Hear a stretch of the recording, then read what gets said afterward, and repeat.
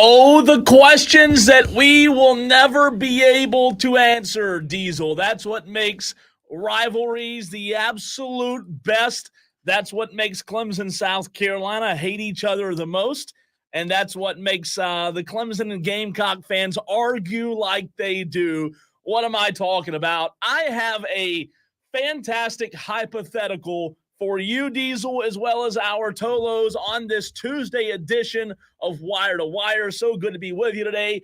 The hypothetical. We mentioned this briefly the other day when we were talking about South Carolina and just how good they were this season. We also talked about yesterday's show having deficiencies, in yesterday's show, Diesel, we talked about Clemson's team having deficiencies that may be covered up because they are in the ACC. That leads you and I to the discussion, the Tolos as well. I want to hear from you, 71307. Start your text with the word fan. Now that we have seen a large enough sample size, now that we have seen a few games this season, what would Clemson's record be with South Carolina's schedule? We know what Cade Klubnik is against good teams. We know what Cade Klubnik is against not so good teams, and vice versa. What would South Carolina's record be with Clemson's schedule? Diesel, I anticipate this to have no reaction, no argument from the Clemson or South Carolina fans whatsoever. You don't say. These are the exact same people, both twitchy, both ornery, both ready and willing to fight at the drop of a hat. That's why I love Clemson and South Carolina fans. Yes. You claim you couldn't be more different, but the truth is you're exactly alike. They really are. They really are, and I absolutely love it. JB says Tolo on the YouTube stream. Not only can you listen to Wire, you can watch the show. We're live on Twitter. We're live on Facebook. We're live on YouTube as well each and every day. Also on terrestrial radio and on the free Odyssey app, AUDACY. Download the free Odyssey app today. And not only can you listen now on the Odyssey app, Diesel, I found out not long ago that you can send voice messages directly to us on the free Odyssey app. Did you know that we were live on Twitter before Jim Rome was live on Twitter? Well, the only difference is we didn't spend 6 months talking about us going live on Twitter. We just went live and we continued to roll. Jim Rome says, no, we've got to talk about being live on Twitter for 6 months before we get back to sports. That's the difference. But is Jim short for Johnny as in come lately? I mean, it's unbelievable. I mean, we have been on Twitter. It's revolutionary. Wow. Video streaming. Look at us. You can watch the show now. We're on TV. Jim, you figured it out. Mark L.O. Ducks, what's up, man, on the YouTube stream? JB, Diesel, Cole, Mark L.O. Ducks says, what's up? Good to have you in the program, Mark. Always good to hear from you. So, Diesel, do you want to start with the Clemson Tigers in order to answer this question properly, or do you want to start with the South Carolina Gamecocks? Who do you want to piss off first? Well, you start with the team that won the rivalry last. So, okay. I've always felt that way, that this rivalry should be spoken in the order in which the last team that won. So agreed. If Clemson won the last game, it's the Clemson-South Carolina rivalry. If South Carolina won the last game, it's the South Carolina-Clemson rivalry. I like that. I really do. And the reason I asked this question is we were talking on the show yesterday about Clemson's team, and they've looked really, really good in the last two games. Mm-hmm. We were talking about, though, Diesel, the deficiencies that they have, and I said that Dabo Swinney better keep his you-know-what in the ACC as long as he can because of those deficiencies not being exposed like they would be in the SEC. So that's the exact game we're going to play. You can text in the show, 71307. Start your text with the word fan.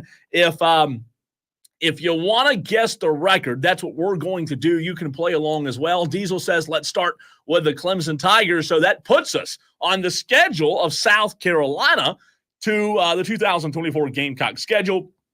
We'll go one by one. You can play along as well. You can also get in on the chat on Facebook, YouTube, and Twitter.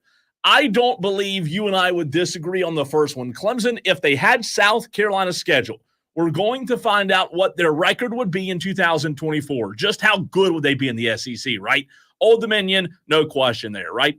Oh, no, that's an easy win for Clemson, and that's what Clemson should have had this season.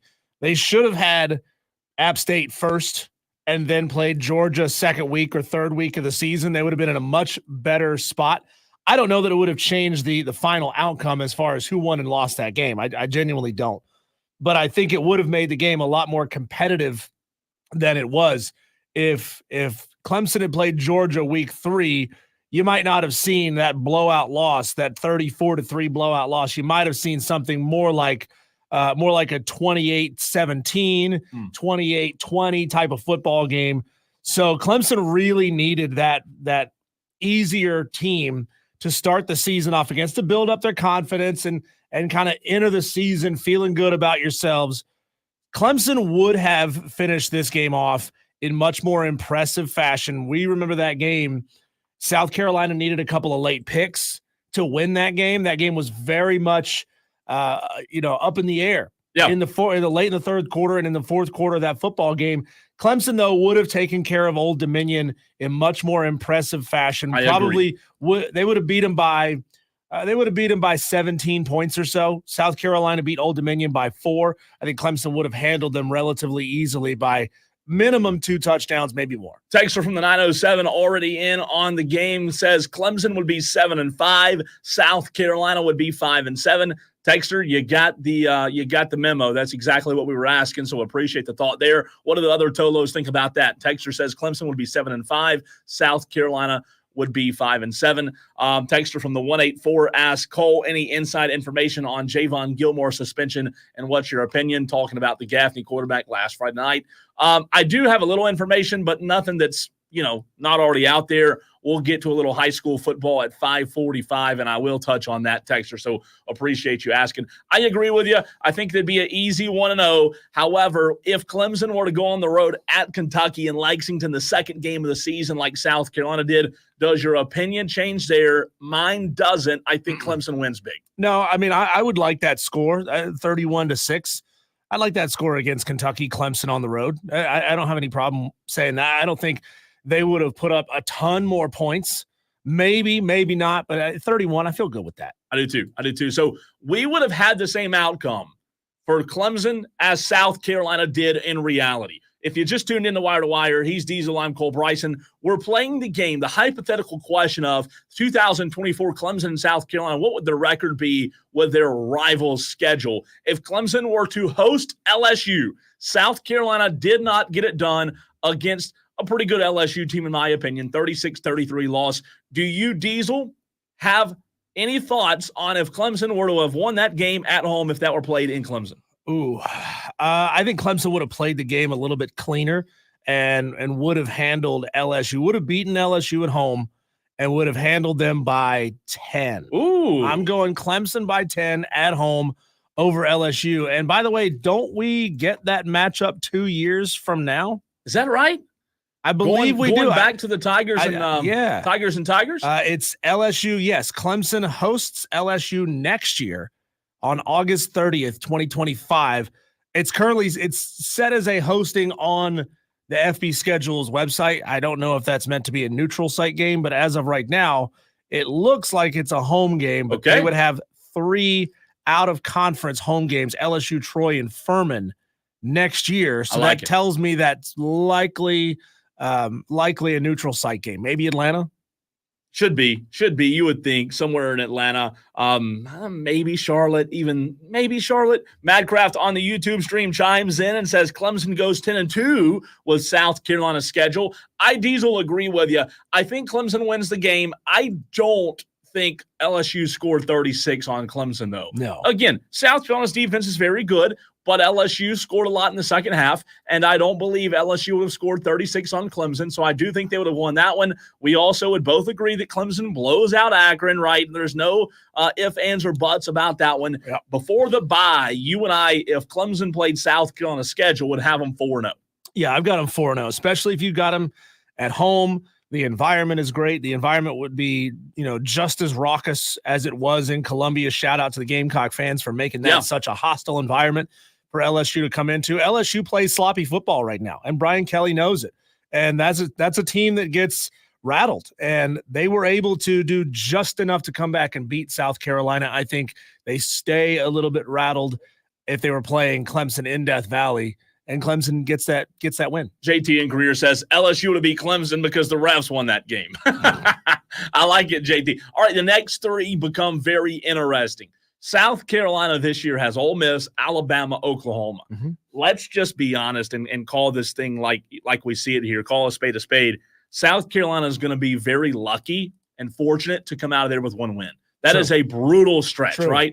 So if Clemson, Diesel, were to have South Carolina's schedule and play Ole Miss in Clemson, at Bryant-Denny and Tuscaloosa, and then at Gaylord Family, Oklahoma. Good God, what a stupid name that is. How long? Gaylord Family, Oklahoma Memorial Stadium in Norman, Oklahoma.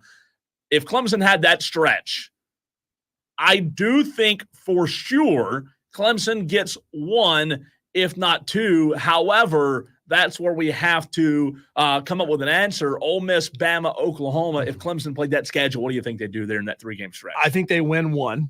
I think they lose back-to-back Ole Miss and Alabama. I think they beat Oklahoma on the road. And see, I do too. I don't see Clemson, now that we know what we know, right? Now that we know what they did against Georgia, I don't see them beating Ole Miss. I see Jackson Dart and Ole Miss edging that. That game may be close. If Ole Miss played Clemson in Clemson, it may be close or closer than the Clemson-Georgia game. However, I still think Ole Miss would win. I still think Alabama in Bryant-Denny would win. That may be a nail-biter, but I'd say Alabama wins. I agree with you. Through the first 7 now, Diesel, we would have Clemson with 2 losses and 5 wins. Mm-hmm. So we'd have them 5-2. You and I in both agreement on Clemson. If they had South Carolina's schedule, they'd be 5-2 at the bye on October 26th. Then they have 5 more remaining. A&M, Vandy, Missouri. A&M, Vandy, Missouri, in my opinion, now that we know what we know about Missouri and A&M, I think Clemson would win all 3 of those games against A&M, Vandy, and Missouri. One of those, the first one, A&M's at home. It would be at Clemson if they played South Carolina's schedule. Then they'd go to Vandy. Then they would host Missouri. Any disagreement there? No, I think Clemson would jump all over Missouri, put them in a position where they would have to get really throw happy to try to come back. And Clemson is playing a really good defense at the moment, forcing a lot of fumbles, breaking up a lot of passes. I would like Clemson to win the last 5 straight. Ooh. So I would have Clemson at 10-2. As would I. South Carolina's schedule, 10-2 at best, 9-3 at worst. So I would set the over-under at 9.5 wins. I'd have them at 10-2 as well. I really would. Mark L.O. Duck say Clemson would go 8-4. Gamecocks would go 7-5. The Oculus also gets in on the YouTube stream with his predictions for South Carolina if they played Clemson's schedule. So you and I agreement. If Clemson had South Carolina's schedule, they would lose to Bama, they would lose to Ole Miss, they would win the rest of them. Which in the SEC, if Clemson were in the SEC with this year's team, would that be looked at as a year of success? Yeah. A successful season, I think. That's so a playoff caliber schedule right there. Right. If you go 10-2 against that schedule, that's a playoff because you would have beaten a top 20 LSU, Oklahoma, Texas A&M, and Missouri at this point. So you would have 4 ranked wins. Texas A&M right now, number 24. So you would have 4 ranked wins, 3 of them in the top 20. Yeah, I would have Clemson in the playoff at 10-2 with that schedule. Go one step further. Clemson 10-2, SEC championship game if they played South Carolina's schedule against Georgia. I'd say lost there, right? Based on what we know now. If they played again, maybe it's closer. I just don't see Clemson beating Georgia. I really don't. No, they would lose again. They would lose. If it were Texas, same outcome. I think they'd lose that game as well. Again, the SEC's loaded, and that proves my point that I was trying to make yesterday with the deficiencies. Now, here's where it gets fun. If South Carolina, Diesel. Before we get there, Texter says only a Clemson homer says Clemson goes 10-2.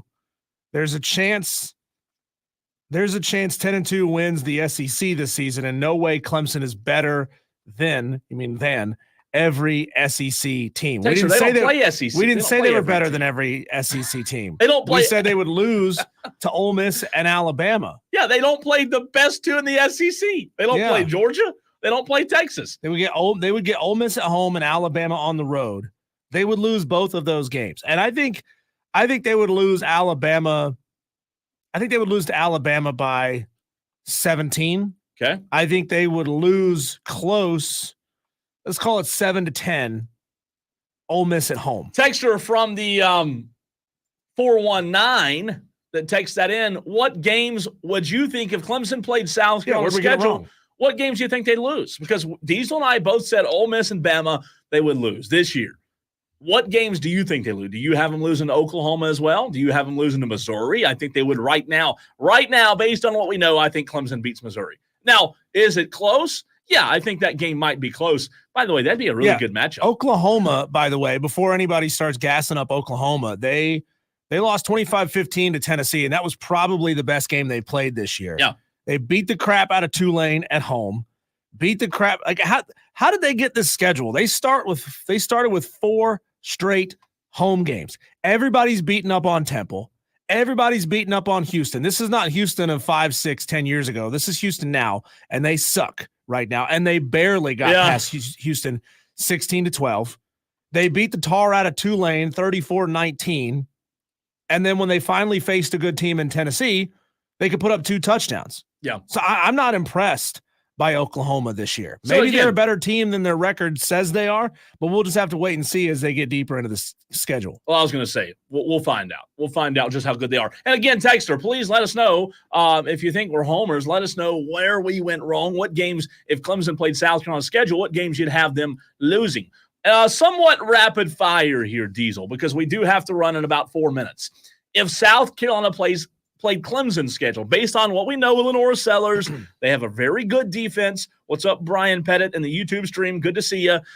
Georgia, loss.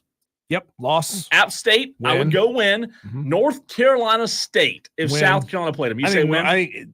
South Carolina would maul NC State right now. I think they'd beat them as well. Maul them. I think their defense would shut them down as well. Yeah. Stanford, win. That's a win. Florida State at Doak Campbell, they're terrible. Blow them out. Yep. So if South Carolina were to go to Doak Campbell, you say blow them out. Blow them out. Really? Win by 21 plus. That'd be interesting, man. Yeah. That would be a really interesting game of Clemson. So as of right now, let's pause after Florida State.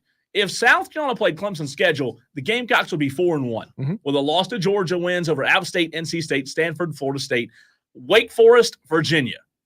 2 wins. Win-win. Yep. So now we're 6-1, right? You have a bye week. South Carolina would host Louisville. Memorial Stadium is where that game will be played. But if South Carolina were to play Louisville or play Clemson's schedule and host Louisville, does that one become more interesting to you? Let's see. Louisville on the season. What have they done so far? They're 3-0. They beat the crap out of Austin Peay. They beat the crap out of Jacksonville State. And they handled Georgia Tech fairly easily, 31-19. I think South Carolina is better than Louisville. I think they are. I think that's a win. I think they would win that one as well. 7-1. You and I are in agreement. At Virginia Tech, win. Win. Yep. At Pitt, win. Win. Pitt's 4-0, by the way. Pitt beat Kent State. They won on the road at Cincinnati by 1 point. They won on the road, won at home against West Virginia in a rock fight, 38-34. And then they put up 73 points on Youngstown State. So Pitt is beating up on the teams they're supposed to, and they're playing tight and barely beating teams that are roughly on the same. Pitt's a good football team, and they're showing that they can win games that are tight football games. If South Carolina was going to trip up on this schedule down the stretch, I think it might be on the road at Pitt. Some weird things just happen when you play at Pitt. I still think you win that game.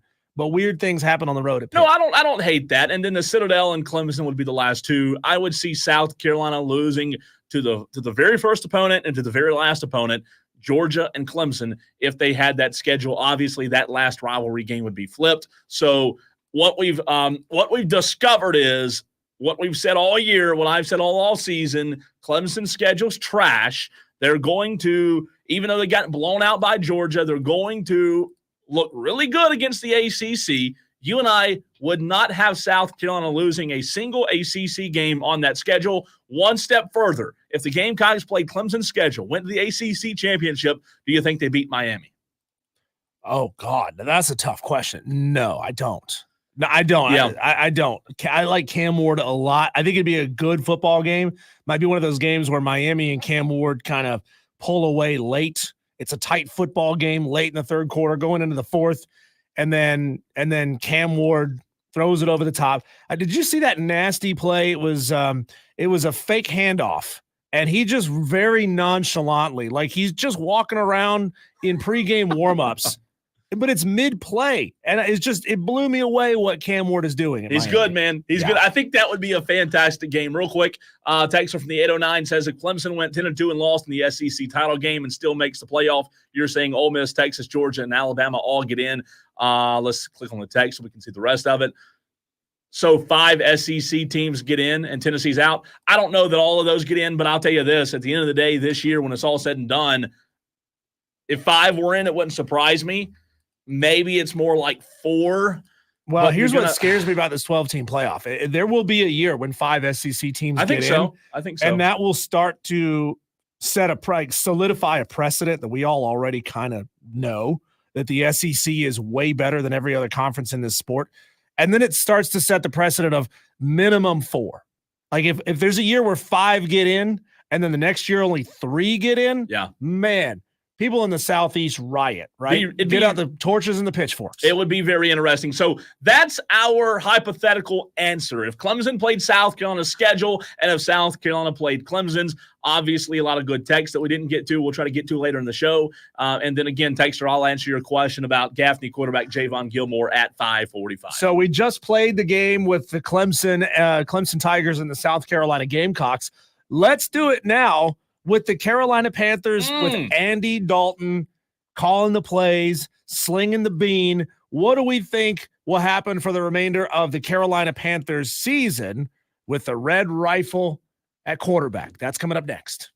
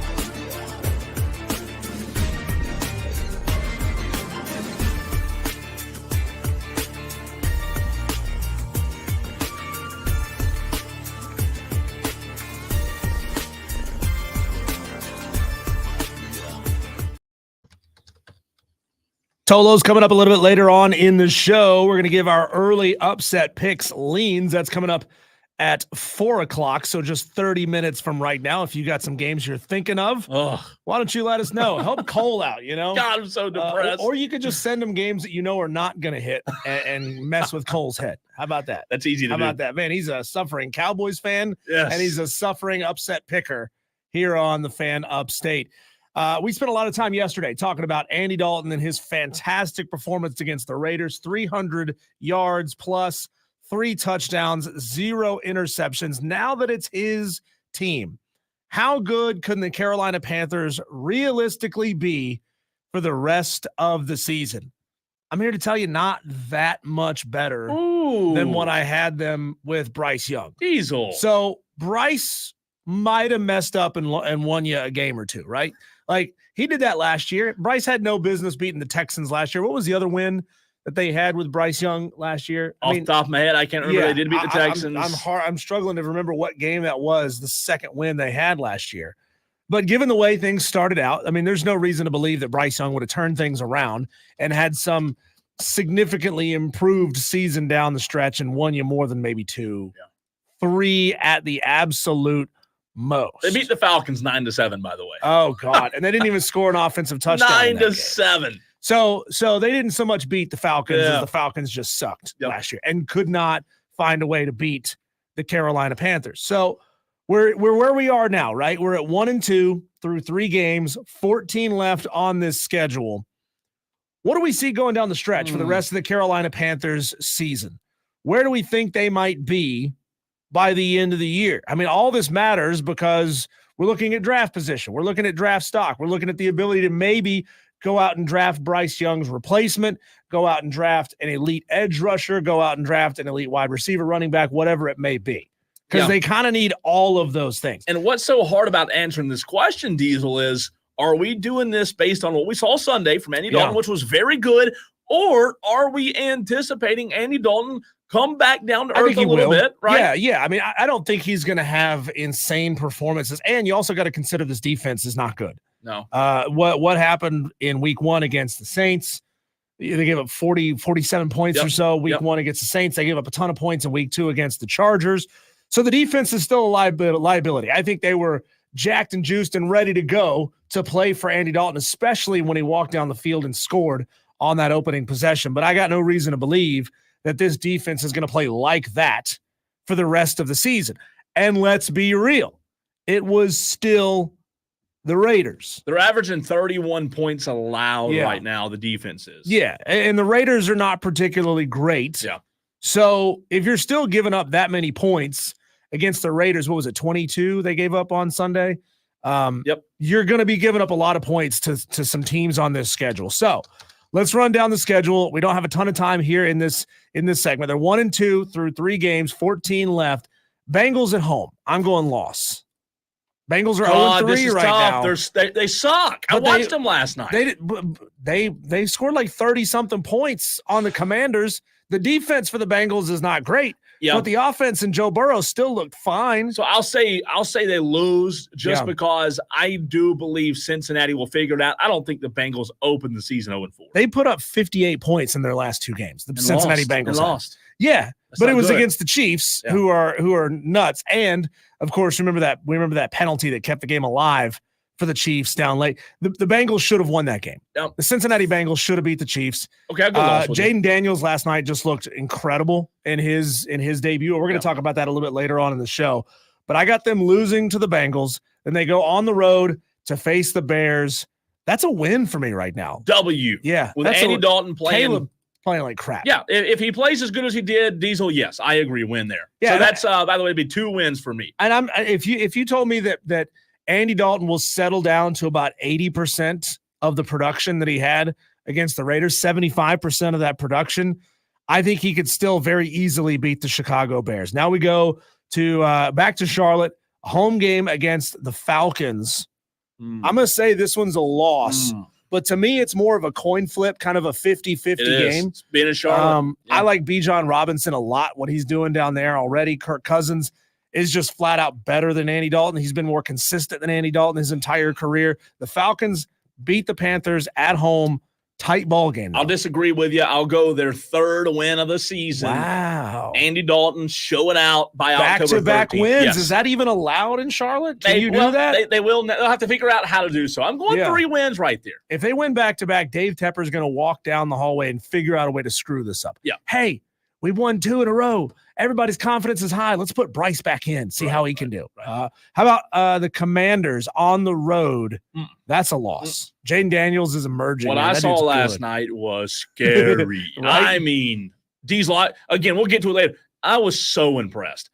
Everybody said when he got drafted, let's wait and see what happens in 2 or 3 years. Heck with all of that. How about now? They're really good now, so I'll go loss there. Yeah, loss for me as well. Then they're on the road at the Broncos with Bo. That's a dub for the Carolina Panthers in my mind. They're playing inconsistent, which is to be expected. I mean, Bo Nix has had good football games. He's had bad football games. They put up a lot of points. They've scored just a few. 1 loss on the road. Really? Yep. Late in the season, to me, that's a loss because I think Bo Nix figures it out by late in the season. I know this is more we're trending towards mid-season at this point, but I don't think where this game falls, I don't think Bo Nix is going to be consistent enough yet. So I've got a dub, you've got a loss. Yeah, I'm at 3 wins, and you have them at what now? 3? Is that right? I've got them at 3, yes. Okay. Then they face the Saints at home. Loss. Derek Carr is going to moonwalk in the end zone. He's going to grab his crotch again. Say, find me again, Roger Goodell. I dare you. I'll grab it in front of the world. Yeah, I'll go loss. Not close, probably. Home game against the Giants. In Munich, Germany against the Giants. I'm going to go win in Germany. Panthers go to the country where they've never been before and get a win. 9:30 a.m. game, by the way. Yeah, I got to win. I got to win there as well. I think this is one of those matchups that's made for Daniel Jones to look like crap in. I got friends who are Giants fans. Carlos with a K, who fills in on the station quite a bit. He's a Giants fan, and he was ecstatic. He was over the moon when the Giants won this weekend. That's not a fan of a team that expects to win. That's a team that hopes to win. So I got a win for the Panthers on the road. 4 wins. In Germany. They got a bye week. Then they host the Chiefs. No. That's a loss. The NFL will make sure of that no matter what. Bucks at home. They didn't look good Sunday, man. No. I think Baker's going to level off. He started out really well. Obviously didn't look good this past weekend. I think they get this one. He's been a little pick happy already this year. He's thrown two interceptions. I'll go red rifle on this one, man. I'll go Panthers 5th win of the season. I'm with you. Imagine Baker getting victimized by his old team. Yeah, it would be bad. I'll go win. And again, there's 5 wins. I don't know how many more they'll get, but 5 wins would be, hey, they'll take it right now. I've got, then we're at the Eagles on the road. That's a loss. That's a loss. Cowboys at home. Loss. Think hard about this. Loss. You think the Cowboys are beating the Panthers? Yeah, I think so. No way. Dak stinks. No, they'll beat them. I promise. Stinks. I'll promise you any amount of money right now, they'll beat them. No, I Carolina got that one as a win. Panthers will not beat Dallas by then. Dallas will have it figured out. No, they won't. They'll be fighting for a playoff spot. No, they won't. Yeah, they will beat. I will make the bet right now, whatever it takes, whatever bet you want to, whatever show bet. We haven't done a good show bet yet, but I will bet you Dallas ain't losing to Carolina on December the 15th. Well, you wouldn't know how many fans are there because they're all going to be wearing the same color. They're going to be hard to. They're going to be hard to spot. Mm-hmm. Yeah. How about Cardinals at home? I say bounce back. I say bounce back. I say that's a loss. See, I say they bounce back after the Dallas loss, and oh my God, find their 6th win of the season. James Conner and Kyler Murray together are running all over teams, averaging 9 yards a carry. Most of that is Kyler, by the way. They'll cool off. Kyler will play video games between now and then, and he'll cool off. I'll go 6 wins there. I got Bucks on the road as a loss. Falcons on the road as a loss. I do too. So I have them at 6 wins. You got them at 6. Last 2 losses. I've got them at 1 already. Win against the Bears, that's 2. Win against the Broncos, that's 3. Giants is 4. Bucks is 5. Cowboys is 6. 6 wins. What makes you think they'll beat Dallas? 6-11. Is what I want to know. 6-11 with a backup quarterback. They're not beating Dallas. Are you kidding me? You're so down on Dallas. You were boo-hooing in my inbox just the other day. They'll be fine. I was like, hey, Cole, the girls just scored. They're coming back. Oh, I'm not watching it. This team sucks. I hate this team. Oh, that's me during games. That's welcome to Cole during Cowboy games. I get very very negative all of a sudden. The problem with going 6 wins is it puts you around pick number 10, which is kind of no man's land because the best players are off the board. I know Panthers fans, you want the wins. You want to get to 6. You want to feel like you're building towards something. But you get there to 6, you're probably going to be picking around number 10. Like last year, 5 wins got the 8th overall pick.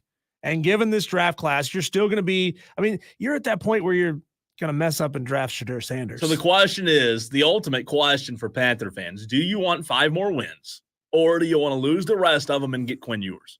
I mean, really, that is the question. Yeah, it's so early to talk about tanking, though.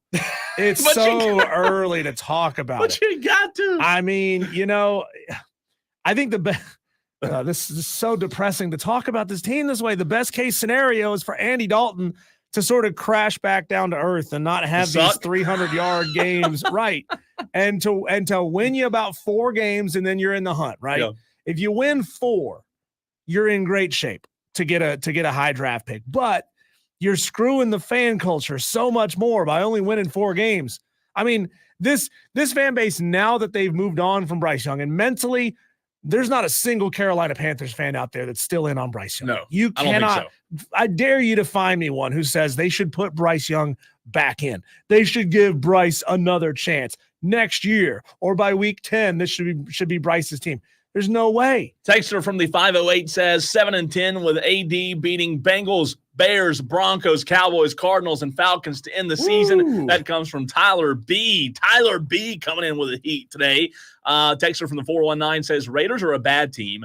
I'll bet against the Panthers again in any game they are favored and do better than break even. If they win 5, it'll be like that Adam Sandler scene where he grabs the fat kid by the cheeks and shakes him and is like, do you realize what you've done? You've messed up. Yeah. You should have tanked. CJ from Greer says, Chiefs win.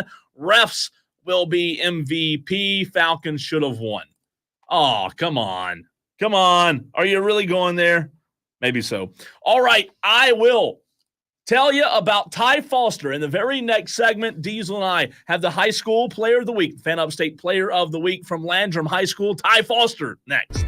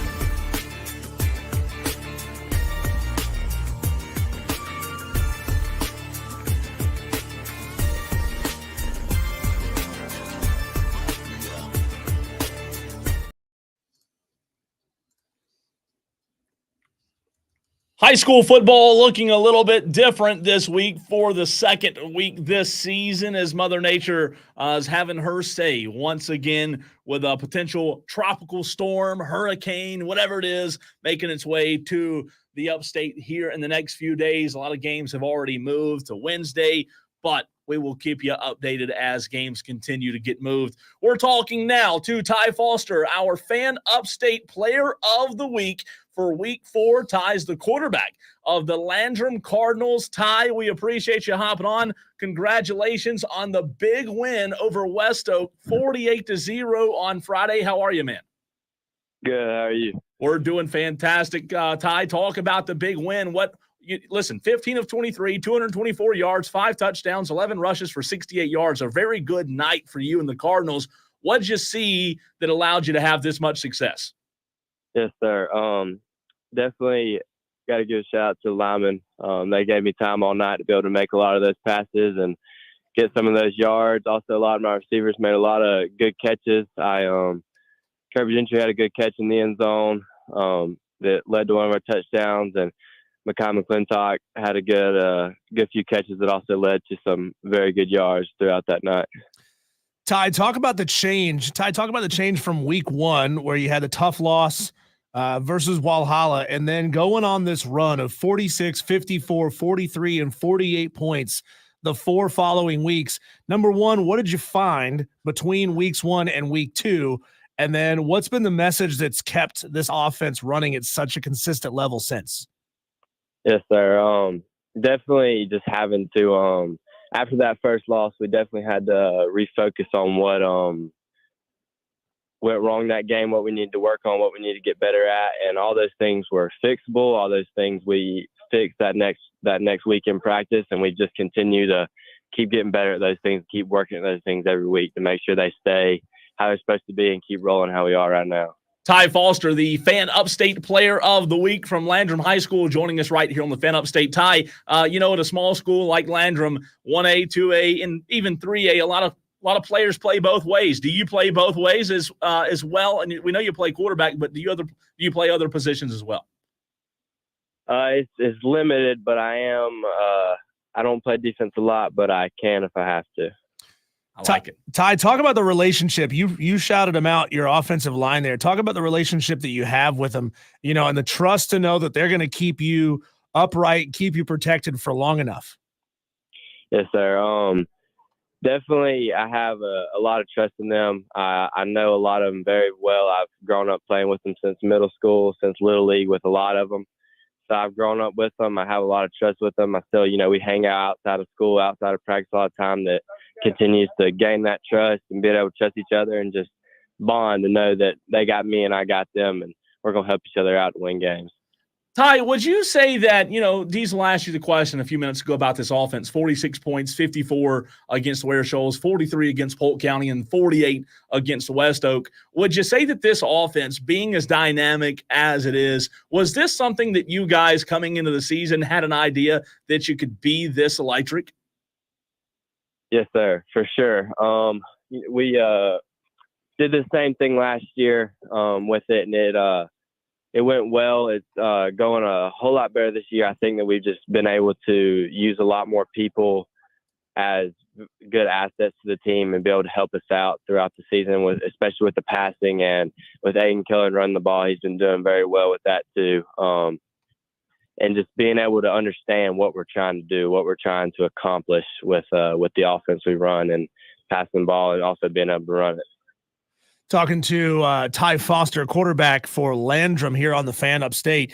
What has your coach Brent Bridges said to you to try to keep you from getting too high on this offense? We talked about just the dominant offensive performances. What has he said to you to keep you from sort of inflating your head too much? Well, he's always been there for me, always helped me out with anything, whether it is getting my head, getting too high with it, or whenever I get down on myself, sometimes he's always been there to build me up, help me, and make sure that I just understand what's going on, and that we can't focus on what's going on right now. Focus on the next play and move to the next thing. Whether it's you're scoring a touchdown, you did something bad, move on to that next play because that's what matters. That's either you score a touchdown, that's good, or you incomplete a pass, that's bad. But you got to move on to the next play to keep going. Ty, really good stuff, man. Congratulations on being named the Fan Upstate Player of the Week. We appreciate you hopping on with us, and best of luck Friday or whenever you guys play. Yes, sir. Thank y'all. Appreciate y'all. Absolutely. That's Ty Foster of Landrum High School, Week 4 Fan Upstate Player of the Week. Pretty good night, Diesel. He was 15 of 23 against West Oak, 224 yards, 5 touchdowns, 11 rushes for 68 yards. You said it. Their offense for Landrum, it's humming right now, and an even better interview. He was really good, man. Looking down the schedule here for the next couple of weeks, Blue Ridge, Blacksburg, Clinton, and Liberty, the next 4 up. Yeah. Do any of these teams stand a chance to slow this Landrum offense down? You know, I think I think Blue Ridge on Friday or whenever they play it will be a closer game than what we've seen lately. Blacksburg, you know, I do think Landrum wins that game, but maybe it's a little bit closer. Now, Clinton's the team that's going to be tough. Clinton's a very good football team. Liberty's improved, and then Chesney to end the year. Their schedule, don't get me wrong, they're humming right now, but Landrum's schedule, in region play gets really tough, so it should be a lot of fun to watch. When we come back, Cole, we're 24 hours away from Upset Picks Challenge opening up. What games are we looking at right now? What games are you Tolos considering taking at this point? Text in 71307. Be ready to call in on the renewal by Anderson of the Carolinas fan phone as well. That's coming up next.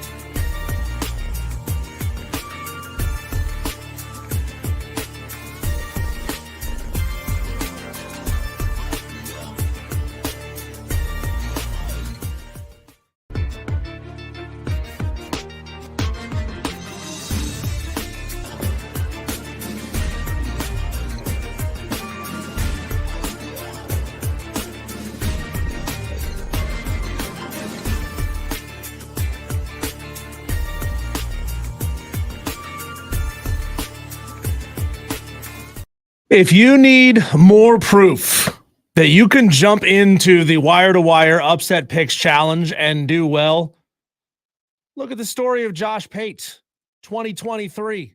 The dude was struggling through the middle part of the season. He'd hit a pick worth a decent number of points and then get a couple wrong in a row.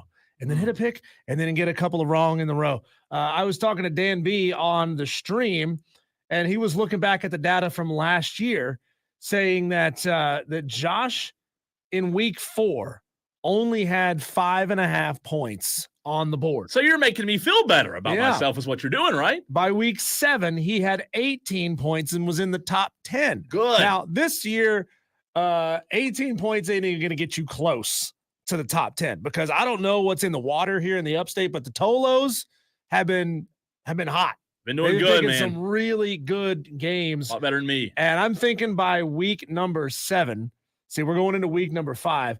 By week number 7 to be in the top 10, Cole, you're going to have somewhere around 25 points to be in the top 10. You went from making me feel good to making me feel not good. As of right now, tied for 10th place, Coach AJ and T-Ray have 18.5 points. Okay. And so those two guys could miss 2 weeks in a row and they'd be at 16.5 points, or they could hit and be up there around 21, 22, 25 points.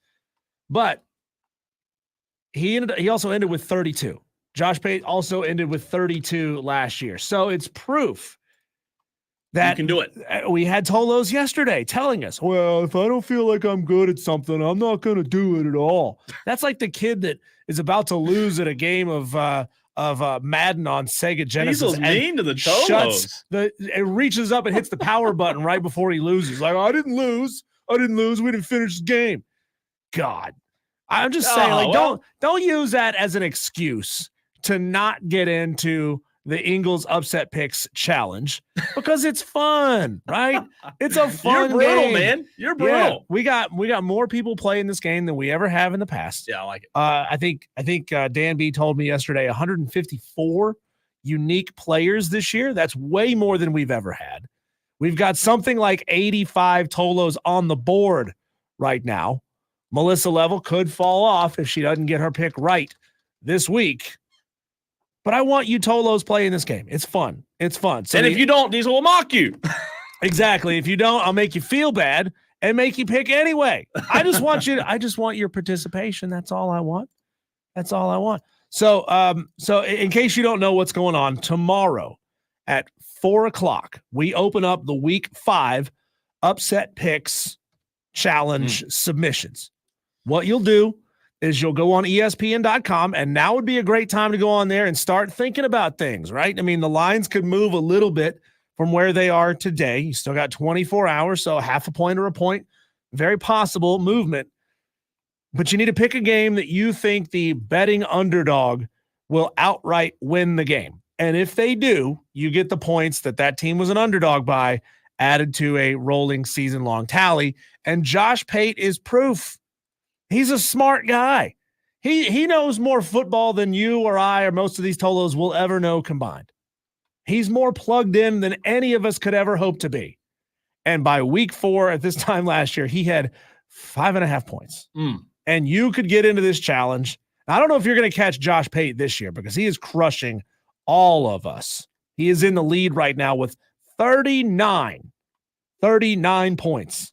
But I think it can be done. I think somebody is going to chase him down and beat him. So Josh has that saying, never lose to food. He's like, you can't lose to rice because you can't lose to food. I say, don't lose to an Amazon driver. Don't lose to Amazon guy who is right behind him. Josh Pate just overtook him for the number 1 spot. So let's get into it. Yeah, on Tuesdays, we like to look at some of the games and just start chatting them through, right? Start talking them through. What do we think could happen in these games? Are they worth it? Yes or no? We're starting to get into conference play for a lot of these teams. So you're seeing familiar opponents. The spreads aren't going to get as big as they were. We're not going to see Marshall being 40-point dogs to Ohio State anymore. So what are we leaning towards right now? You Tolos who are playing along, what games are you leaning towards? 71307. Tell us why you're leaning towards it. I'm not asking for your pick right now. Just say, hey, what do you like right now? Little study session. Yeah. It's interesting. I'm going through. I have 3 off the top of my head. I'm not going to pick East Carolina ever again. Obviously, they burned me last week. And I'm looking at the games this week. There are some interesting games that I could see as an opportunity to get some big points. I'll give you one of mine, then I'll hear one of yours. Diesel, Oklahoma State over Kansas State. Not a big spread. 4.5 points is what Kansas State's favored by right now. Oklahoma State they've got dudes. They're a good team. Yeah. And I could see it being Oklahoma State by 6 or 7. However, it wouldn't get you a ton of points. So here's the interesting thing about that one. Oklahoma State, according to the ESPN matchup predictor, has a 53% chance to win on the road at Kansas State. The Kansas State got blasted by BYU last Saturday, 38-9, but they put up 31 on Arizona, 34 on Tulane, 41 on UT Martin. So they're very consistent offense outside of that BYU game. But Oklahoma State, they've been in some dogfights, right? They beat South Dakota State convincingly, double overtime against Arkansas, which screwed me in week 2, beat the crap out of Tulsa, lost 22-19 to Utah. You could say they finally played a really good defense in Utah. And look at Kansas State's defense.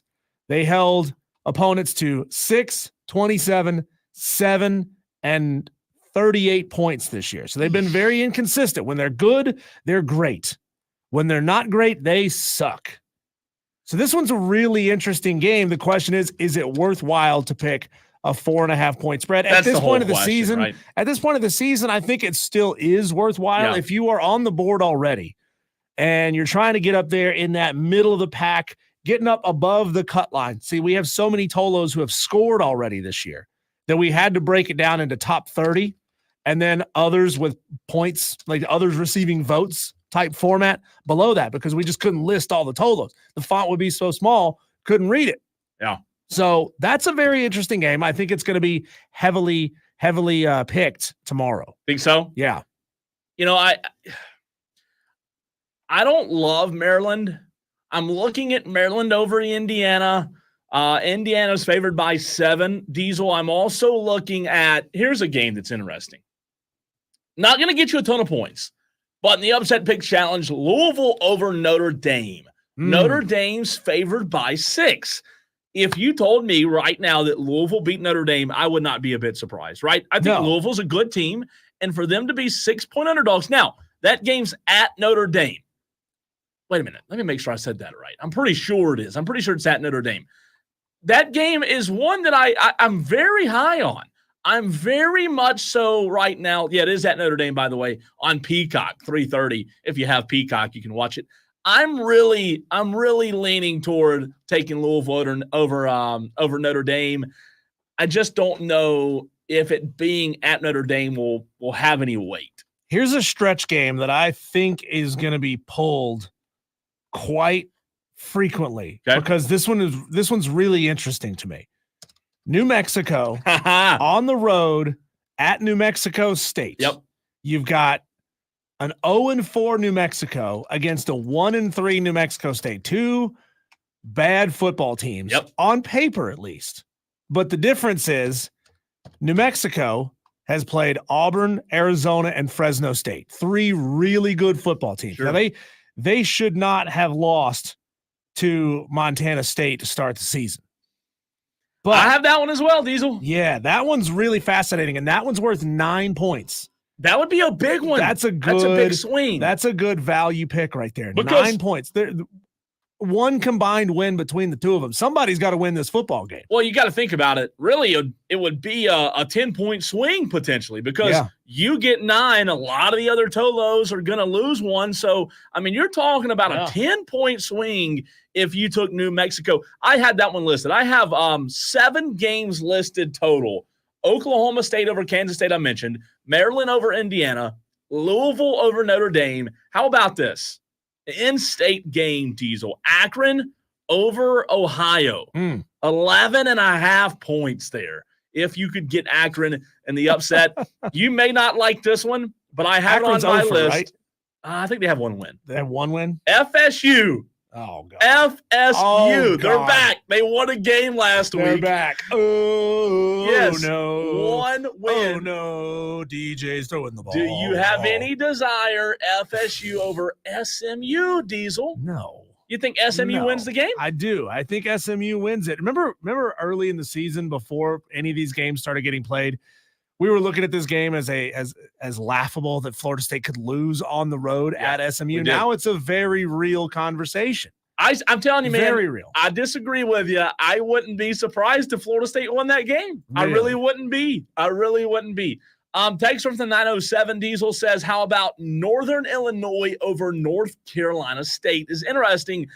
I looked at that one, but here's the question. Do you believe NIU will beat two teams they're not supposed to in one season? 2 Power 5 wins in the same year. I don't know if that happens. Would be huge. NC State's not good, by the way.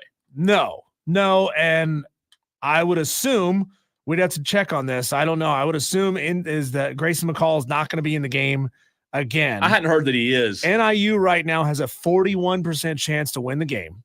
Ooh, 41% chance. They lost in overtime. NIU should be 3-0. They lost in overtime last week against Buffalo at home.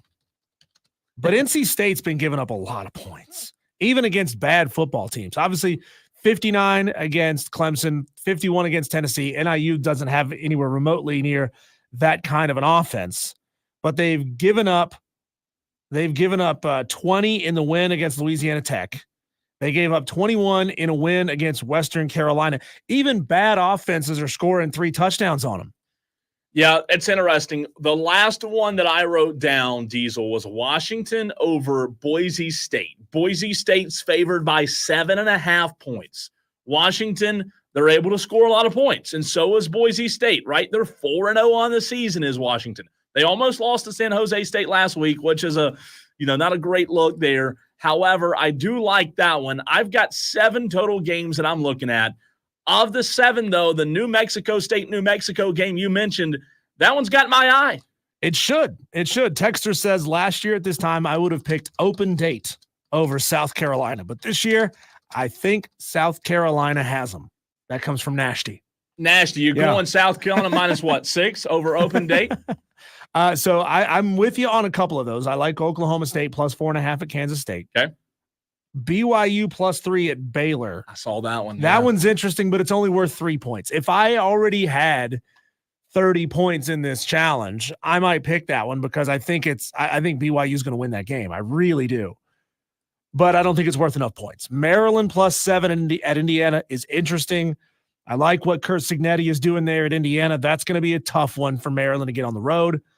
I like Fresno State plus 3.5 at UNLV, but for the same reason as I wouldn't pick BYU Baylor, it's not worth enough points. UNM, New Mexico State's interesting. Here's my heavy early lean, Cole. UL Monroe plus 7 at Troy. Troy has given up a ton of points. They only have 1 win. It was over FAMU. UL Monroe has scored 21 or more points in 3 out of their 4 games this year. The only time they didn't was against Texas. Yeah. Troy has given up 28 or more 3 times. I didn't look at that one. So I feel like I got an inside line on Sunbelt games. I feel good picking Sunbelt games. That's my early lean at this point. Unless something comes along and just wows me, that might be where I go. Mark Yellow Duck says, Cole, that's Washington State. Mark, you're correct. I said Washington over Boise State. Washington State over Boise State. Boise State minus 7.5. Diesel, before we run, my early lean is New Mexico State. I don't hate it. I'm really, man, I like it. I like it a lot. What is that? Lobos versus the Aggies? Aggies, yeah. Lobos and Aggies. I don't get it because the New Mexico State Aggies mascot is a cowboy with his pistols out. You can't be the Aggies. I mean, Aggie's a farmer, right? How many farmers are out there raking dirt with a 6-shooter in their hands? Come on. So what's your early lean? Mine's New Mexico State over New Mexico. -9 is what New Mexico is favored by. Let us know, 71307. Start your text with the word fan. Joining us next, very good friend of the show, home team Brandon Leak, and 680 The Fan in Atlanta. He covers the Braves. He covers the Georgia Bulldogs and the Atlanta Falcons. Can the Atlanta Braves put together a magical week? We'll ask Brandon next.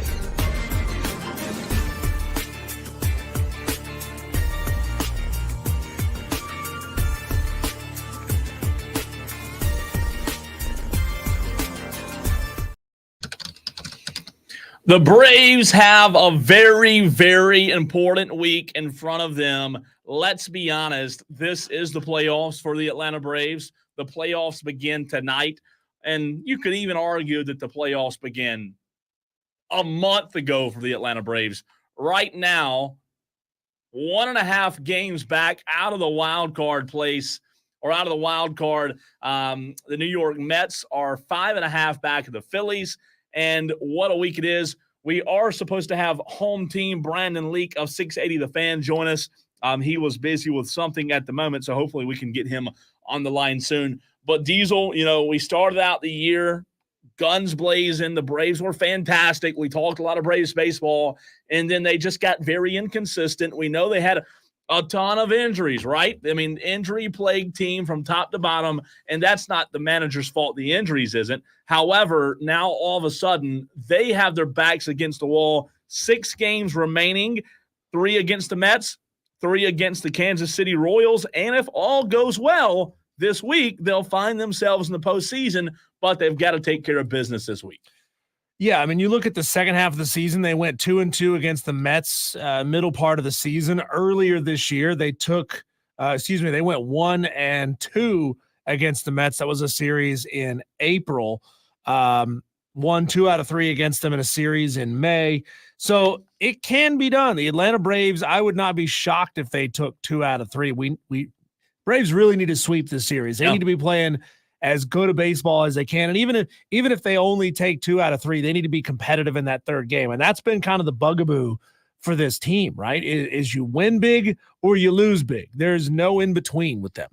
There's not. And I would love nothing more, Diesel, than to see the Braves go on an impressive streak here and win 5 of the next 6, find themselves in the postseason, and put the Mets on the couch. Because, the Mets from 2 years ago having the catastrophic fall that they did and losing the division the way they did, the Mets, anytime you see them, choke, it's a glorious thing. However, we're talking about, you've got to put 5 consistent games together. You've got to go put 5 of 6 together. You haven't been consistent when it's mattered most. You're 85-71 on the season, right?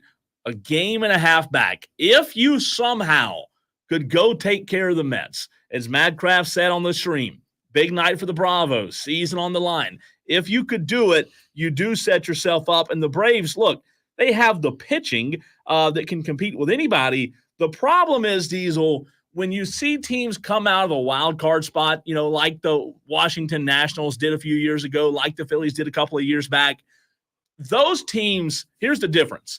Those teams got really hot at the end of the season, right? Won a bunch of games, got hot, found themselves in the wild card spot, and then just continued to roll. They didn't have that bye. They didn't have that break from winning the division. These teams, you could sense at the very end of the season, just continue to steamroll, kind of like Arizona did in the Diamondbacks a few years ago when they played the Texas Rangers in the World Series. I do want them to get in the postseason, Diesel. However, when I look at this team and what they are right now, they don't scream to me like a team that's red hot, ready to make a postseason run. No, and it's kind of been a cold month of September.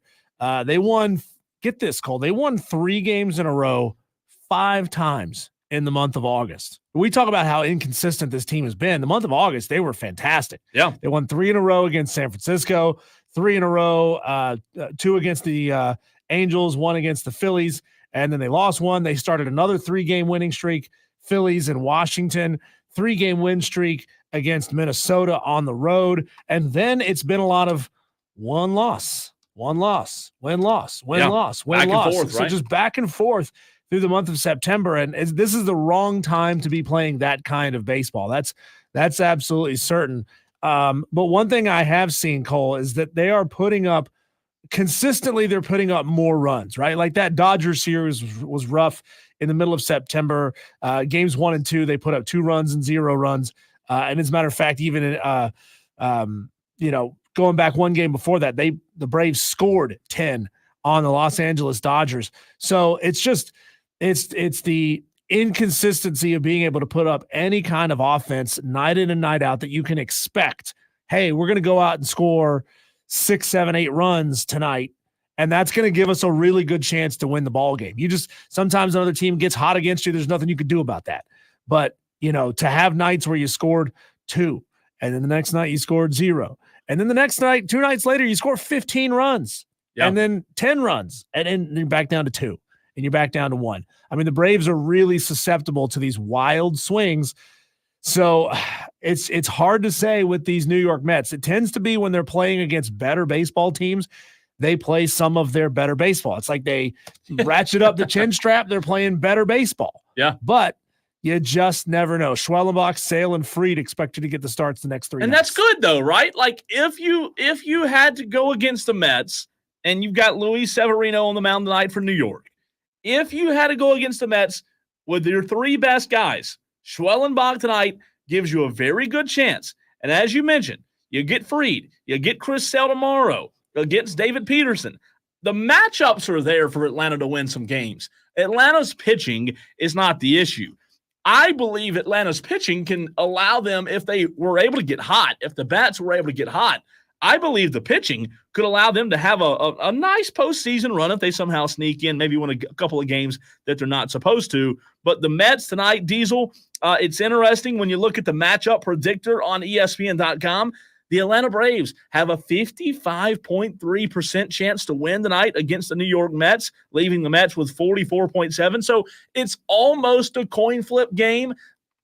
That's the way I look at it. I do believe Schwellenbach's in a good spot, though. 3.61 ERA right now, and Severino has a 3.79 ERA.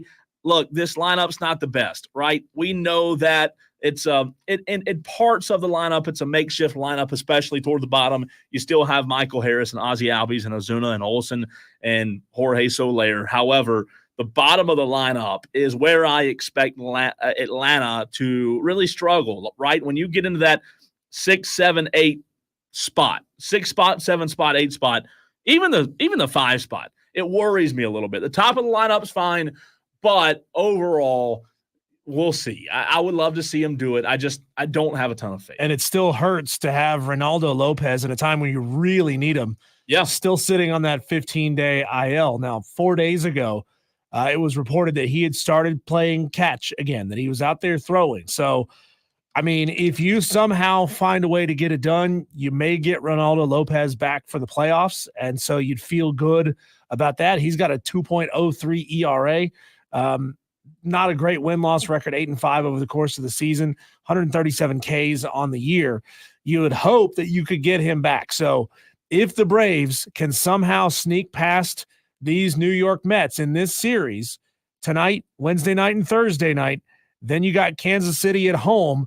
You may have a chance, Cole, to get a really big piece back at the right time. You could. And you know what? Like, when you look at the bullpen, even in these matchups against New York, I think the Mets do find themselves with several matchup advantages, especially when you talk about the lineup and the power they have.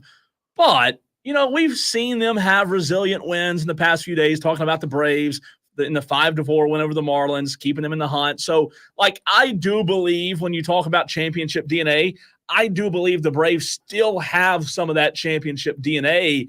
However, they just don't have the horses, right? When you talk about Austin Riley not being in the lineup and Ronald Acuna Jr. not being in the lineup, those guys, you add them in, and hey, Braves fans are feeling mighty good about this series against New York. I just don't see it happening. The Mets are favored to win the series in the next 3 games, so that's an interesting trend right now. Well, so if you mess around and you lose, you drop 2 out of 3 against the Mets, your season's done, right? Done. Like you're going to play 3 more games against the Royals after that, but your season is done. Does it feel like a wasted season to you? As a Braves fan, considering just the tremendous amount of bad luck they've had in the injury bug this year, does it feel like a waste? Does it feel like you were still there? I mean, do you take any kind of solace from the fact that you had so many crucial pieces go down and you were still in the hunt to make the wild card spot? It's a great question. My answer, though, is going to be no. My answer is going to be no because, yes, you're right. They've still, despite all of the injuries And even the Mad Crab's point on the stream, Riley could be back at the playoffs if they make it. Despite the injuries, they still have a chance. They do control their own destiny. But will I remember this season for anything special? No, I won't. I really won't. And, man, didn't even feel like there were any special moments that happened. It didn't. And, usually I get excited as a Braves fan, and I look at this as, man, these are some games that I want to go to this year and really watch this team in person. I didn't this year. I hadn't been to a single Braves game. Injuries kill the season. I get that. They kill the excitement. They kill a lot of things from the very beginning when Ronald Acuna Jr. went down. That's tough. And you just had a feeling then that this was going to be a long year. But, I get that Brian Snitker's done a good job in the second half of the season. Ask me, though, Diesel. Here's what I'll tell you. As of right now, the answer is no. And, at the end, at the midway point of the season, I came on the radio and said that Brian Snitker needed to go. They were playing uninspiring baseball. They were in a terrible stretch. So as of right now, the answer is still going to be no. There's nothing I can salvage from this season whatsoever. However here, 3 howevers. If Atlanta gets hot, let's say Atlanta tonight wins and they take 2 of 3 from the Mets and they go on and take 2 of 3 from the Royals.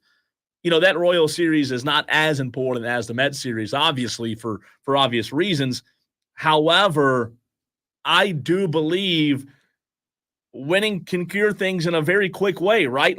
I believe my answer to your question could change for the positive if we see them get hot this week. They play some inspiring baseball. They come together. They say, look, we've had our backs against the wall all season. We've had more injuries than any other team to more of our stars. The star power isn't there. But if we believe in each other, we come together and put this thing together and make a postseason run. And then you tell me somehow, some way, Diesel, they go and win the wild card. They're all of a sudden winning a few games in the postseason.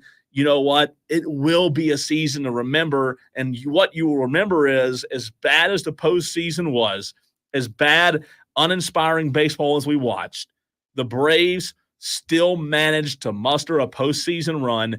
And look, if they could somehow get farther than the Philadelphia Phillies, I don't see that happening. But if they could, if the Phillies do what the Braves did last year, if the Phillies come out after that break and they just lay an egg, then the answer to your question is going to be a lot different. But it has been a rough year. I don't expect what I just said to happen. However, I'm still a little bit hopeful. I will tell you this, Diesel. I will be watching tonight and the next few nights against the Mets. My eyes are on the Braves. I want to see if they can put something together here late in the season. Well, and it doesn't help that we didn't feel like Alex Anthopoulos did enough, near the trade deadline to get this team the pieces that it needed to kind of re-spark everything. The injuries happen.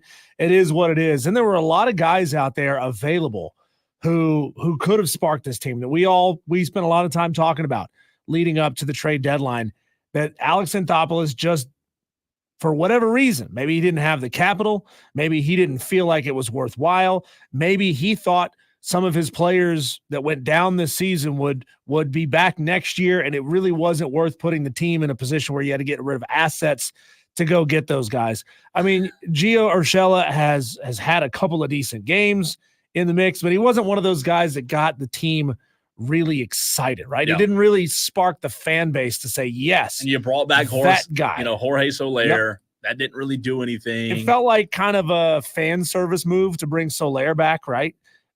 Since he was there the World Series season a couple of years ago. But you're right. It wasn't inspiring. It didn't feel like you had an aggressive general manager who was going after pieces that were going to spark you back into contention to go out and win the division. The last thing I'll say, and real quick, Madcraft says it's been a rough year because you didn't go to a Braves game. How dare you? Shame on you. #superstition. You fair weather fan, you. The last thing I will say, the Braves, if they drop the ball this week and they go into this postseason, which is going to be a long postseason, right? It's going to be an off season, rather. It's going to be a long off season for Atlanta. If they go into this off season and don't make the postseason, and the off season begins in 7 days from now, all I can think about, Diesel, is next season will be a big, big year for Brian Snicker. I'm not saying he's on 10 out of 10 on the hot seat. I'm not saying that. However, it's going to be a big year for Brian Snicker. And the last thing I'll say before you throw it to break, I failed to do this in the last segment. I wanted to remind the Tolos. Public service announcement. Tolos, 20 minutes from now. Get ready. Every Tuesday at 5 p.m., you know what it is.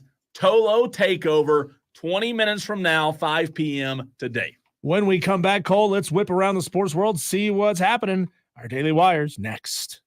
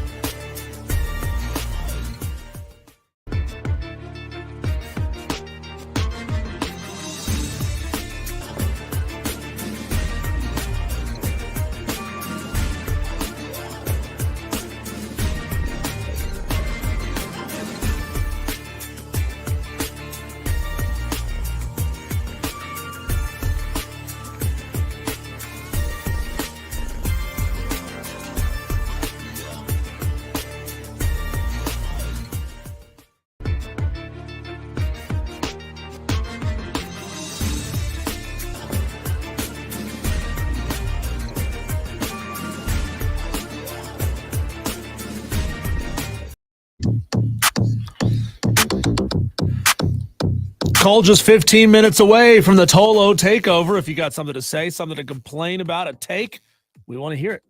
Be ready. 71307 or call us if you're brave enough. I'll say this. Last week, I believe was the fourth week. It was the best week. It was the best week by far. So my challenge is Tolos. Last week set the bar very high.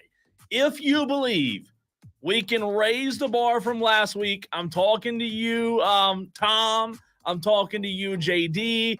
I'm talking to you, Dale.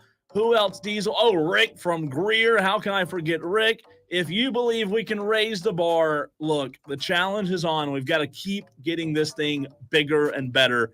As Diesel said, the gauntlet has been laid. It's ready, man. It's been ready. So here's the buzz happening around the sports world, our daily wires. The reason that Lions head coach Dan Campbell had to sell his suburban Detroit home has been revealed. His daughter's classmate leaked Dan's address on TikTok because he was pissed that the Lions lost. He put the address on TikTok with the quote, "dumb bleep trying to go for it," after the AFC Championship game loss to the 49ers. A police investigator told ESPN that the incident does not reach the threshold to press charges. I don't understand that. But multiple angry Lions fans showed up at Dan Campbell's door. Now, obviously, Dan was in San Francisco. Yeah. His wife was in San Francisco, but his teenage daughter and his teenage daughter's boyfriend were in the house. Don't know what was going on there. I wouldn't be leaving the house. I wouldn't be leaving a mansion with my teenage daughter and her boyfriend in it. That's crazy. What are you doing, Dan? So really trust his boyfriend. They're selling the house. Yep. Instead of just I don't know, hiring security.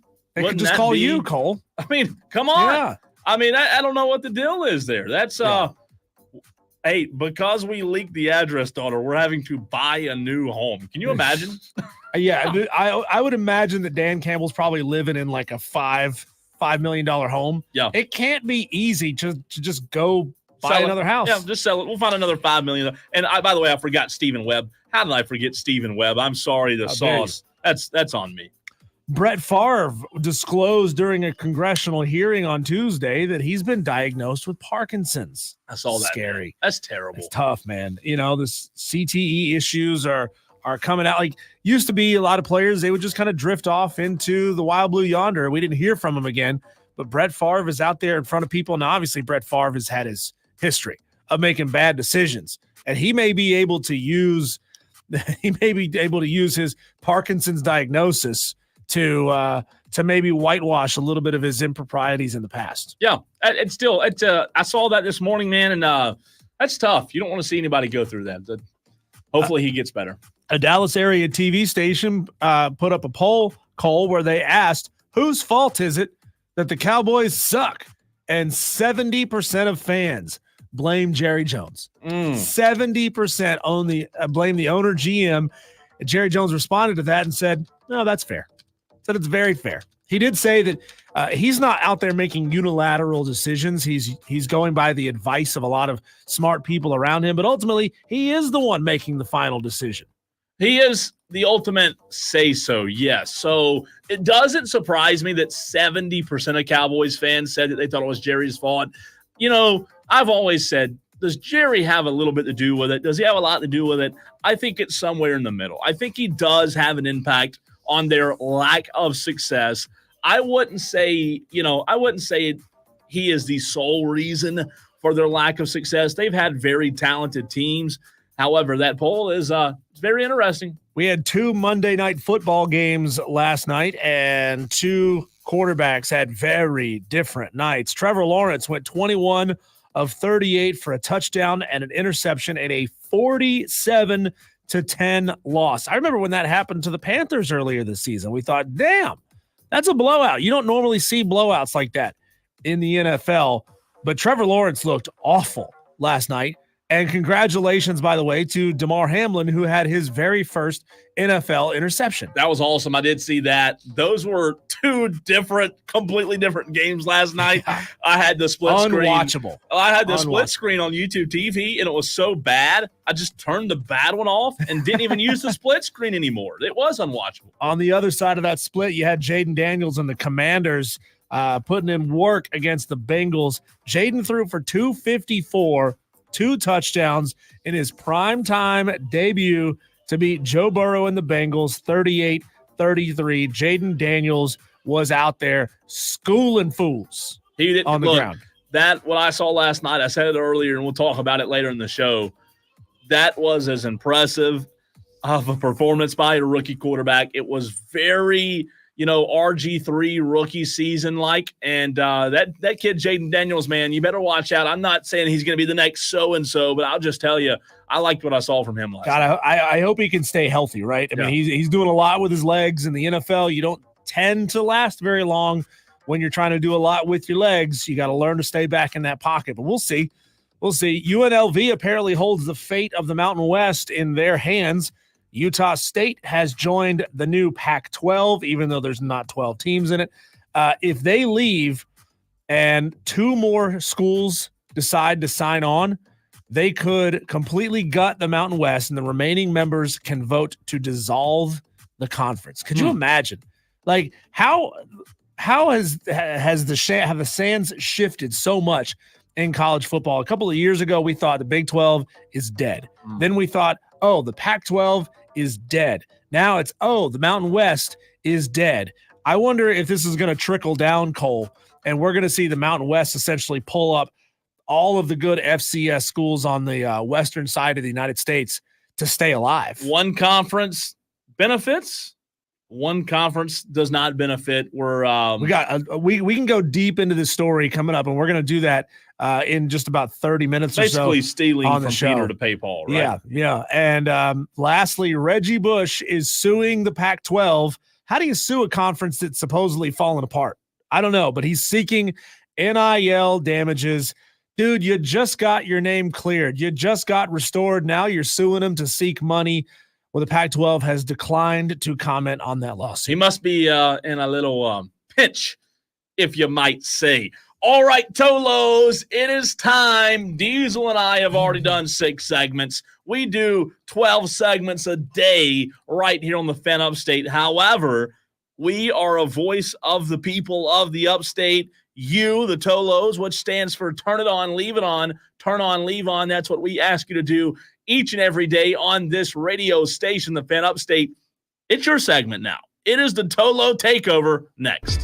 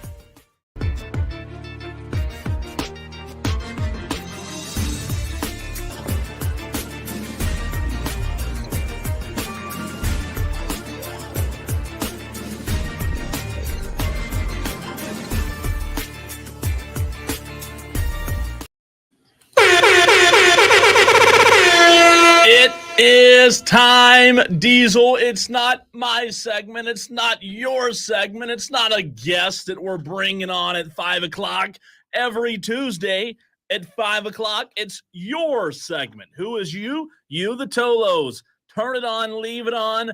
TOLO. Last week, as I said a few moments ago, last week was one for the ages. I mean, absolutely hilarious takes. Whatever you're mad about, whatever's got you wound up right now, whatever you want to sound off about, you can do so right now. It's your segment, Tolo Takeover. Sound off like you got a pair. I challenge you, the Tolos. 844-FAN phone. That's 844-326-3663. 2 callers already in line. Get in line before the line gets too long. Again, 844-FAN phone, 844-326-3663. Let's first go to JD, who's kicking us off here on the Tolo Takeover. What's up, JD? Hey, thanks for taking my call, gentlemen. You want to know what really burns me up? I'm in 2 fantasy leagues. One of them is to win money. The other one is the free wire-to-wire league that there's no money involved. But sure enough, here I am, 3-0 in one league and 0-3 in the one that counts. And so now I got to go out here after I work 10 hours, and I got to go try to shop and make some money shopping for people's groceries doing Instacart.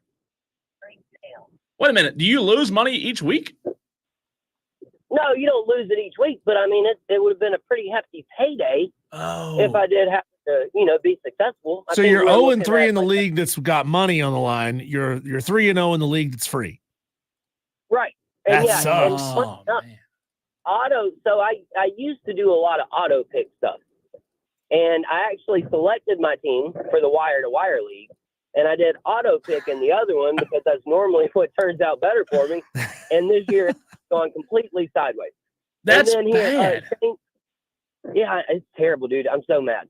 So mad about it. Shane Barrett, though, let me drop one for Shane. Shane, I don't know if you guys know or not, he moved away. So I wanted to come on and I wanted to talk some Shane real quick.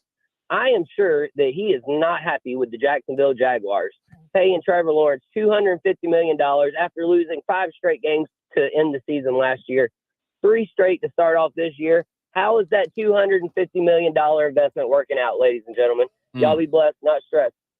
Thanks, JD. We appreciate the phone call. Ask Jerry Jones the same question. How's it working out? You throw a whole lot of guaranteed money at Dak Prescott, and he started out, 1-2? Not good. Not good. What JD, is it with these guys getting paid and then taking their foot off the gas?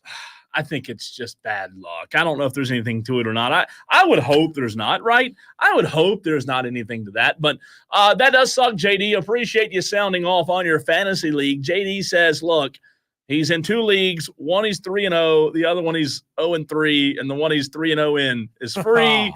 The one that's 0-3 is the one where money is involved. What say you? What do you want to sound off on? 844-FAN phone. That's 844-326-3663. DB, what's up, DB? Hey, what's going on, guys? Man. Danny boy. My bone to pick has Jenny Green said it best. But they are who we thought they were. That's referring to the Nebraska Cornhuskers in the top 25. Oh, man, you down on them already? Yeah. Yeah, but no, I'm not down on the team as a whole. If we go 7-6 or 8-4, get to a bowl game, win a bowl game, that's a successful season. Step in the right direction, right, Dan? Like, it's not, you're not going to fix it. Matt Rule is not going to fix it all in 2 years. No, but we had no business being in the top 25. That's my take. So we need to get a hold of our contacts, Cole, up at the AP. We got a lot of them. They're vast and they're deep in the AP. We need to say undervalue Nebraska. You got to give them something to fight for.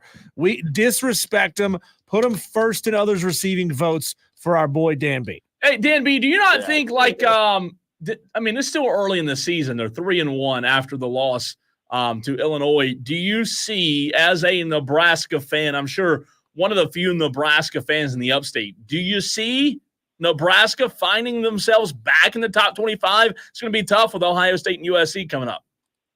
Yeah, so I would venture to say probably not. I I don't expect it. If they earn it, if they get there, at 8-4 or 9-3, I mean, that'd be insane.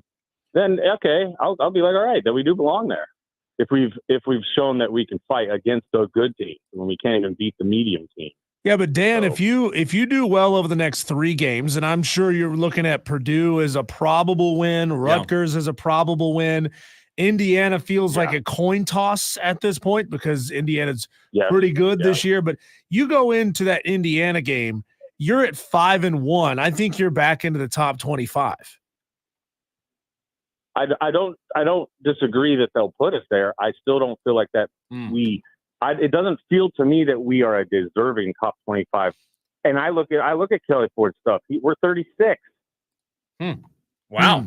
And the power ratings. So, yeah.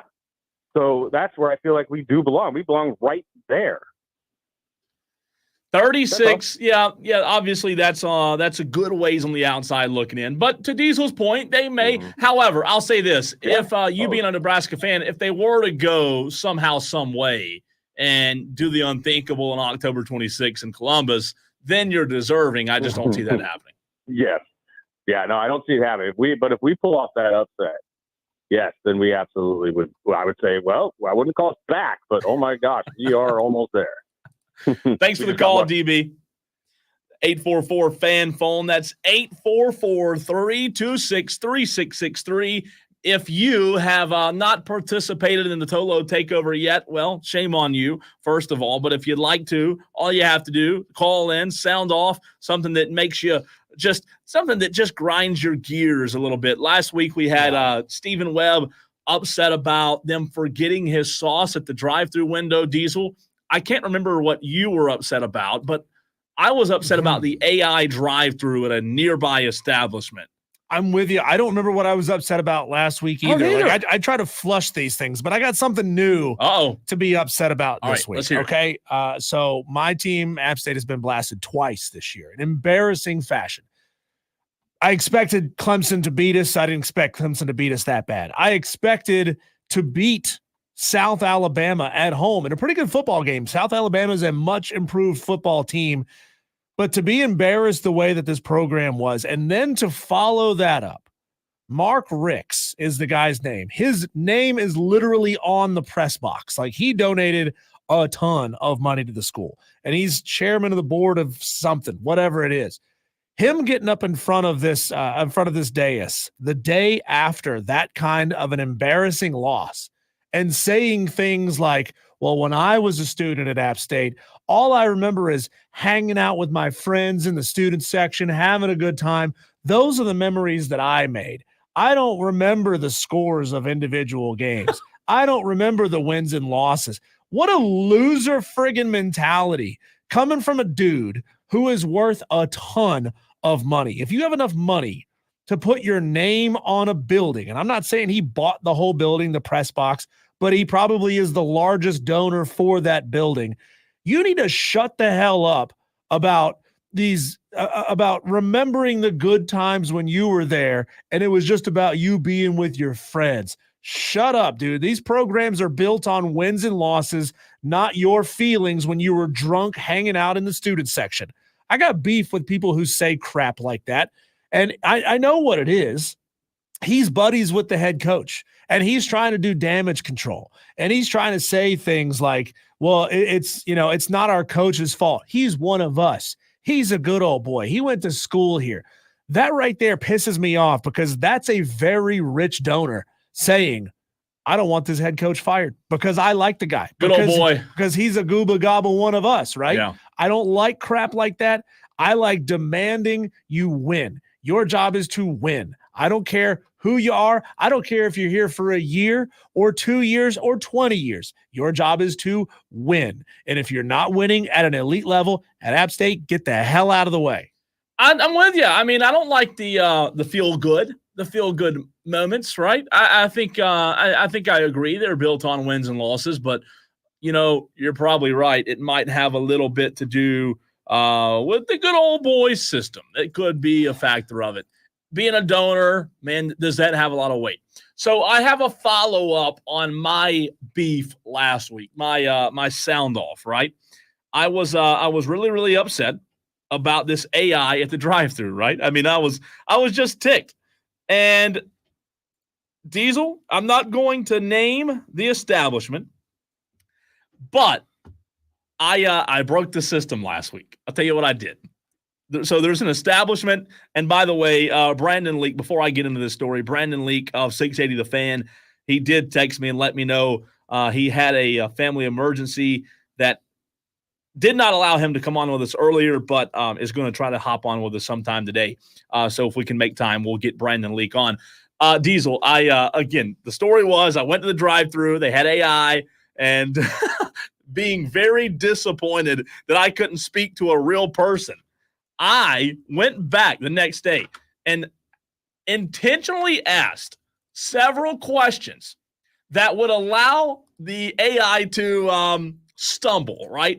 Hey, which do you prefer? Which is the better item? I knew what I was ordering that morning, but I wanted to see if I could break AI. This was Friday morning at this local establishment. Again, I'm not going to name them, but I went to the drive-thru. I asked 2 to 3 questions. AI stumbled just like I thought they would, and I got a freaking person on the line, and she was not happy. What do you want? What do you need? How dare you interrupt me? I was on my phone texting my boyfriend, and you're messing with me and messing with my computer. Yes, and she was very, very upset that I intentionally broke the AI system just to get through. And then after I did, I already knew what I was going to order, so it wasn't like I was, really asking the question. So I broke the AI, and I broke my frustrations. Are you happy with yourself? I really am. It's petty, but I'm happy with myself. There should be a way to bypass it, right? There should be a way. At the bottom of the screen, it says if you don't want to, if you would prefer to talk to a real person to place your order, say the word, person or whatever, right? You should be able to get around that. You shouldn't have to work with that. And these companies are going to learn.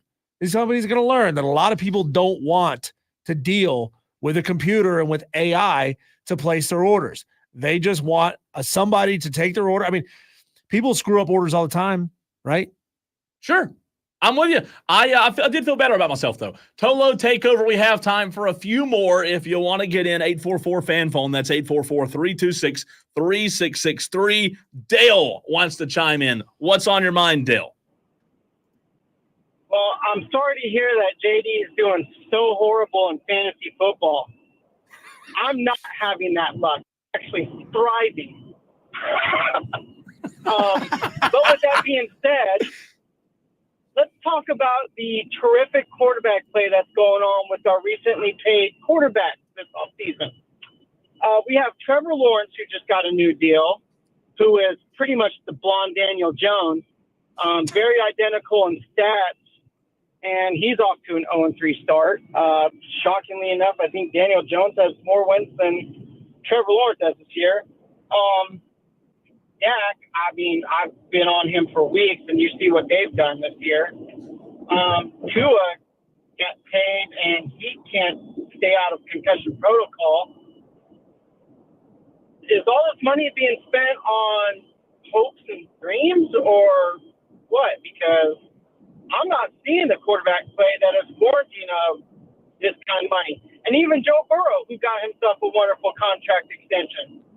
Last night, if he could have got it figured out in the red zone, would have beat Washington. So you're saying don't pay any of the quarterbacks and it'll all be better? You can't pay him this kind of money because at some point in time, either the teams are going to suffer. I mean, you see what's going on in Dallas for sure. I mean, you've got $400 million tied up in 2 players, and the offense, if the defense is down, should be able to carry him, and they're not. Joe Burrow and T. Higgins helped, but the defense let him down. Him in the red zone didn't help him much last night either. Like I said, they paid 5 years and $255 or $265, and he can't stay on the field. I mean, the last time I checked, the best ability is availability. Am I not right there? I like it. I do like it. Yeah, Dale, we got some Tolo on Tolo violence here. We got JD texting into the show. While you're still on the phone, he says, thanks, Dale. I only suck in one league, the one that I really wanted to win. Appreciate the giggle. That comes from JD. That's to you. Hey, no problem, dude. I'm 2-1 in that money league. And, in the other league, that doesn't matter. So, I mean, but now, don't auto draft unless it's an NBA fantasy league. Don't trust the computer to do the work for you. It's rigged.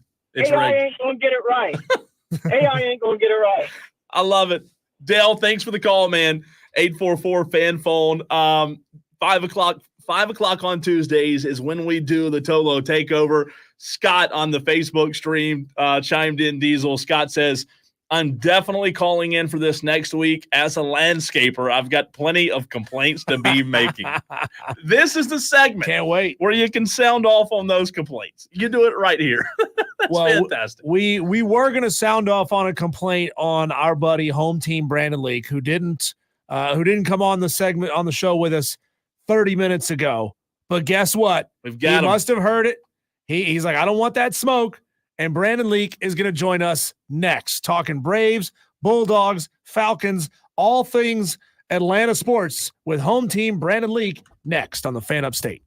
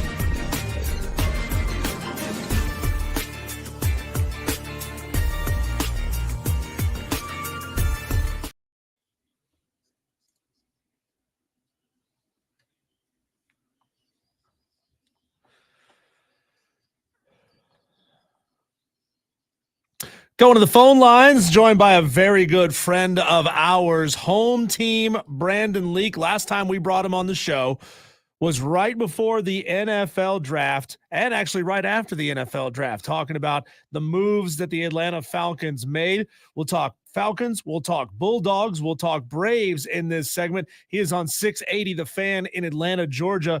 Brandon, first of all, thanks for taking the time and joining us today. I understand that you're dealing with some issues there at the house. I just want to know, how big is the crater in Athens, Georgia, from when Bulldogs fans' hopes crashed back down to earth after that performance against Kentucky? They had to be sky high after the game after Clemson, feeling just as good after the week 2 game against, I believe it was Tennessee Tech, and then to come out and lay an egg against Kentucky, fall back to number 2. Fans have got to be kind of in their own fields and in their own heads right now.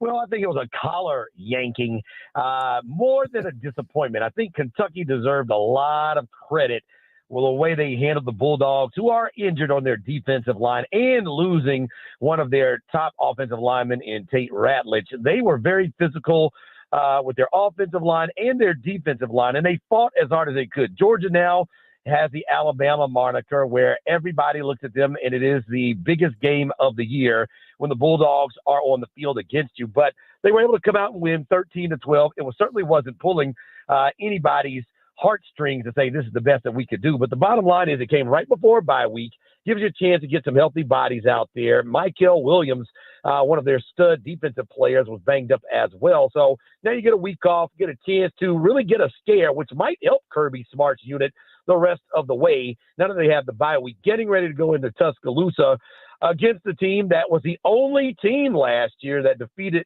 the University of Georgia. People think that they might have fallen off. People forget they went undefeated last year, the regular season, and then lost in the ACC title game against the Alabama Crimson Tide, and then put up almost 70 against Florida State in the bowl game.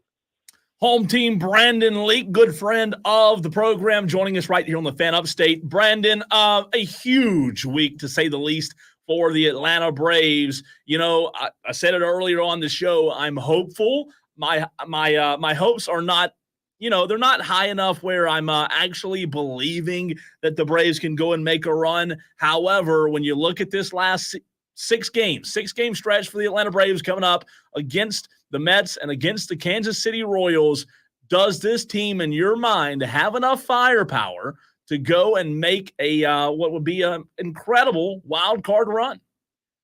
They have the ability with their pitching to face and compete and beat anybody if they were able to get into the wild card round or into the postseason.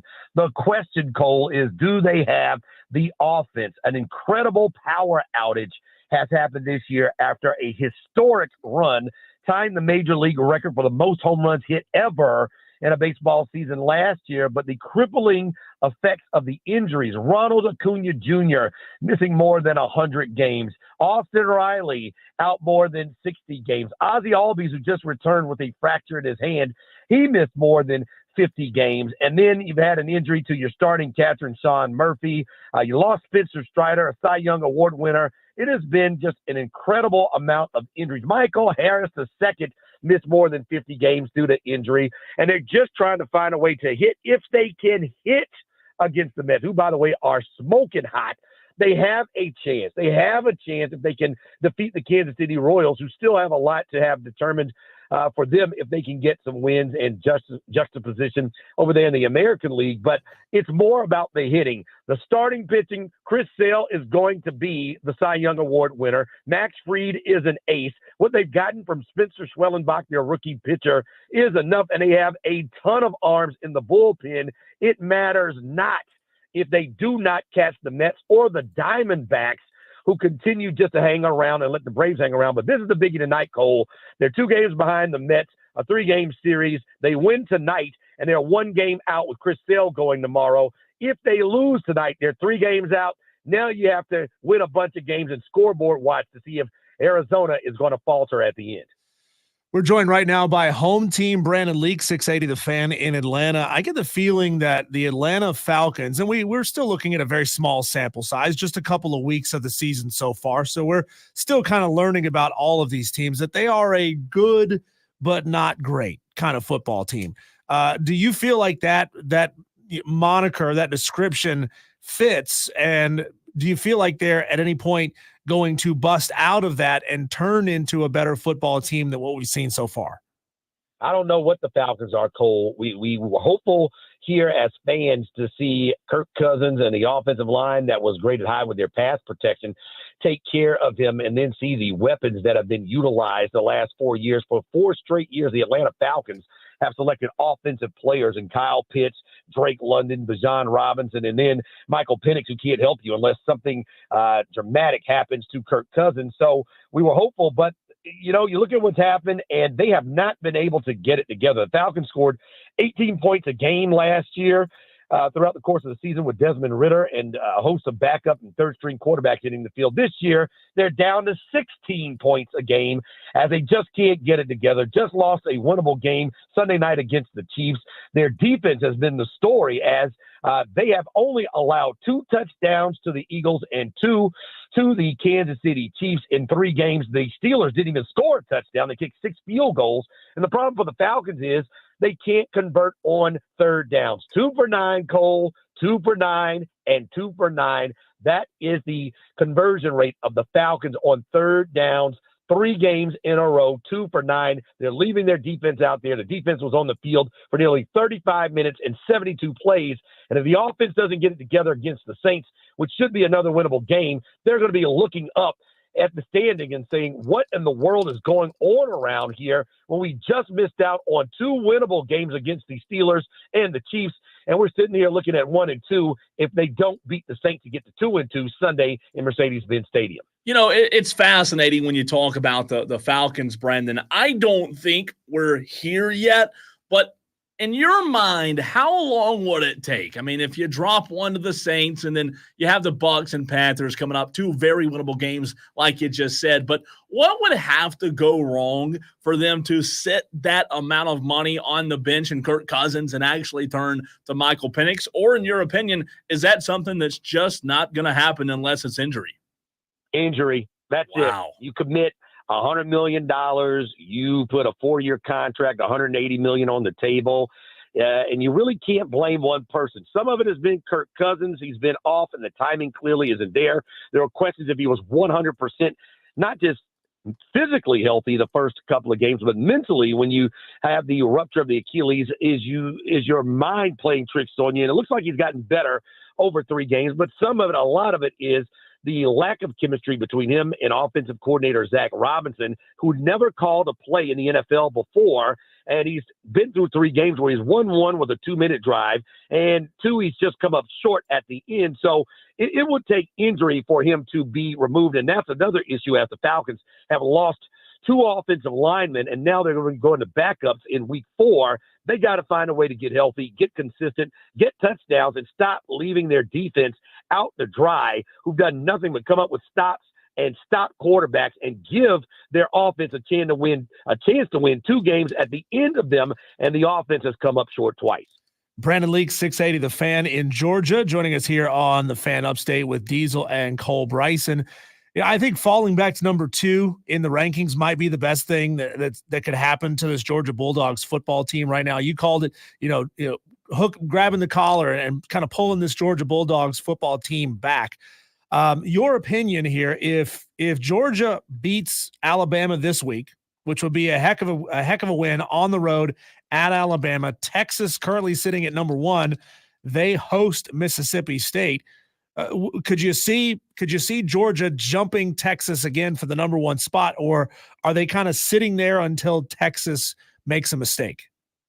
I think it probably will remain the same until Georgia and Texas have their showdown in Austin. And, it's the way it is. Georgia has, the toughest ride when you're talking about who they have to beat. They have to beat Alabama. They have to beat Texas on the road. They have to beat Ole Miss on the road, and they have to take on Tennessee in order to find out where the smoke clears and where they will stand and where their seating will be in the SEC conference. Could they lose 1 and still be close to the top 10? Sure. If they lose 2, what does that mean? Because you'll still probably be dropping games to highly ranked teams. If they win all but one and they lose to Texas, where do you put them? So there's a lot to be decided, but I think it will be settled by the schedule and the play on the field when the Texas Longhorns, they entertain the Georgia Bulldogs. If the Bulldogs get through Alabama and they are still unbeaten when those two programs collide. Brendan, do you get the sense that Georgia fans are starting to make their way into Alabama fan territory where they're a little bit spoiled, right? They're a little bit used to winning, and they just don't know how to handle not winning like Alabama fans were used to for so long? Yeah, the only team that's beaten them in the last 3 years is Alabama. When you talk about regular season losses, they're in a situation where Kirby Smart might be in a place historically where he puts this team, particularly when you're talking about NIL and collectives and transfer portals, where it's totally different from what college football and the dynasties used to be, where nobody was going anywhere and you basically kept everybody. Kirby Smart has lost more than 30 players over the last 2 years, and he lost one game last year, and people are starting to question him when he plays one close game. So, I think you look at it, and they are a little bit spoiled, and rightfully so. They went 40 years where they kept coming up short, and when they got Kirby Smart, it was Alabama still standing in their way. So, they could be, humbly or not humbly accused of being a little bit spoiled, but they get results, and Kirby Smart gets results. And outside of Alabama, nobody is beating them. And so that changes. I think Georgia Bulldog fans, they have a right to act spoiled. Yeah, Brendan, winning a lot of football games certainly helps. It helps cover up a lot of the deficiencies and the issues that are going on inside of that program.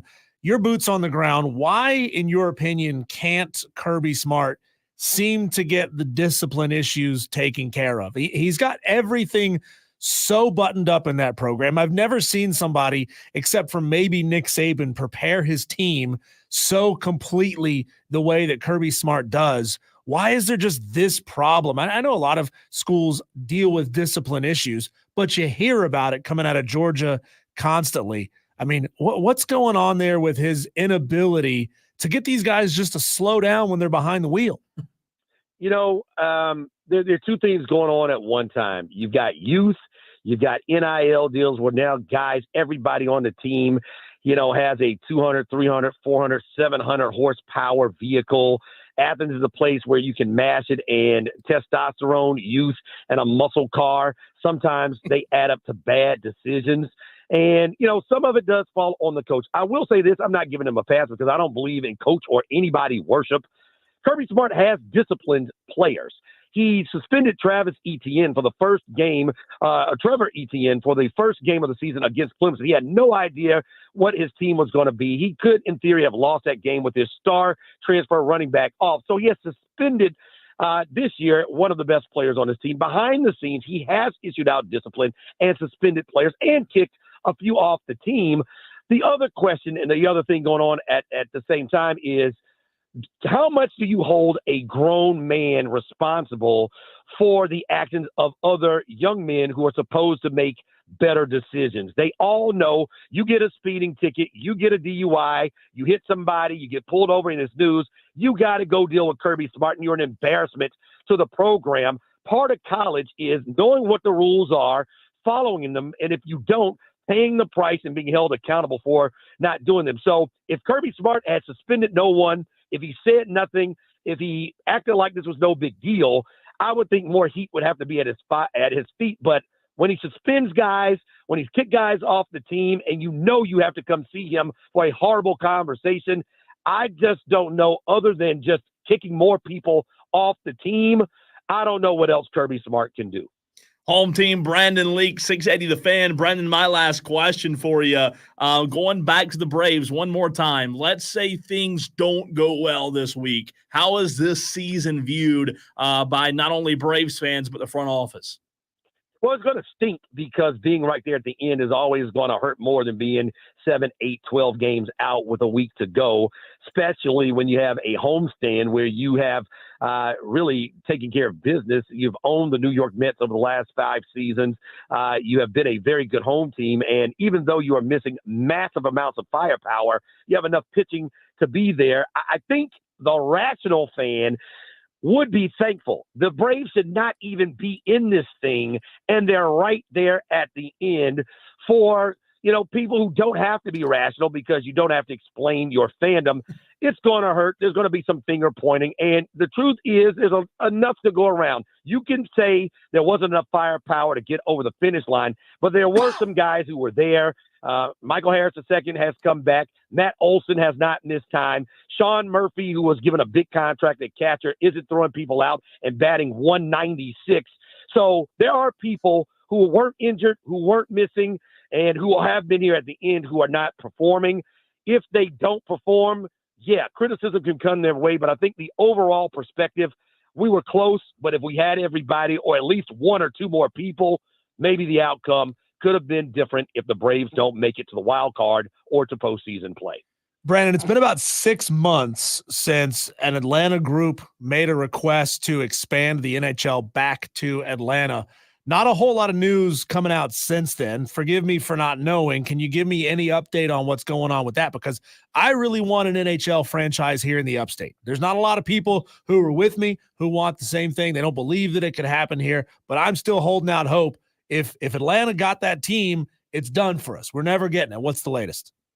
I can't, and forgive me for not being able to cite my source, but recently there's just been reporting that Atlanta is still in line to be one of a few cities up for an NHL expansion or movement. And there is buzz here locally in the Metro Atlanta area. About 40 minutes away from Metro Atlanta is a city called Alpharetta. And, a lot of people live up that way. Hockey fans live up that way. And I don't know if you've ever been to the Battery, Atlanta, where everything is self-contained. You have entertainment, food, people living there, and then you have a ballpark there. There's been talk that there's been some land purchased and bought for a Battery Atlanta type situation for a hockey arena, which we probably wouldn't seat 19 or 20,000. I don't know what the minimums are. Forgive me for not knowing for what you need, what the requirements are, but it would certainly be enough.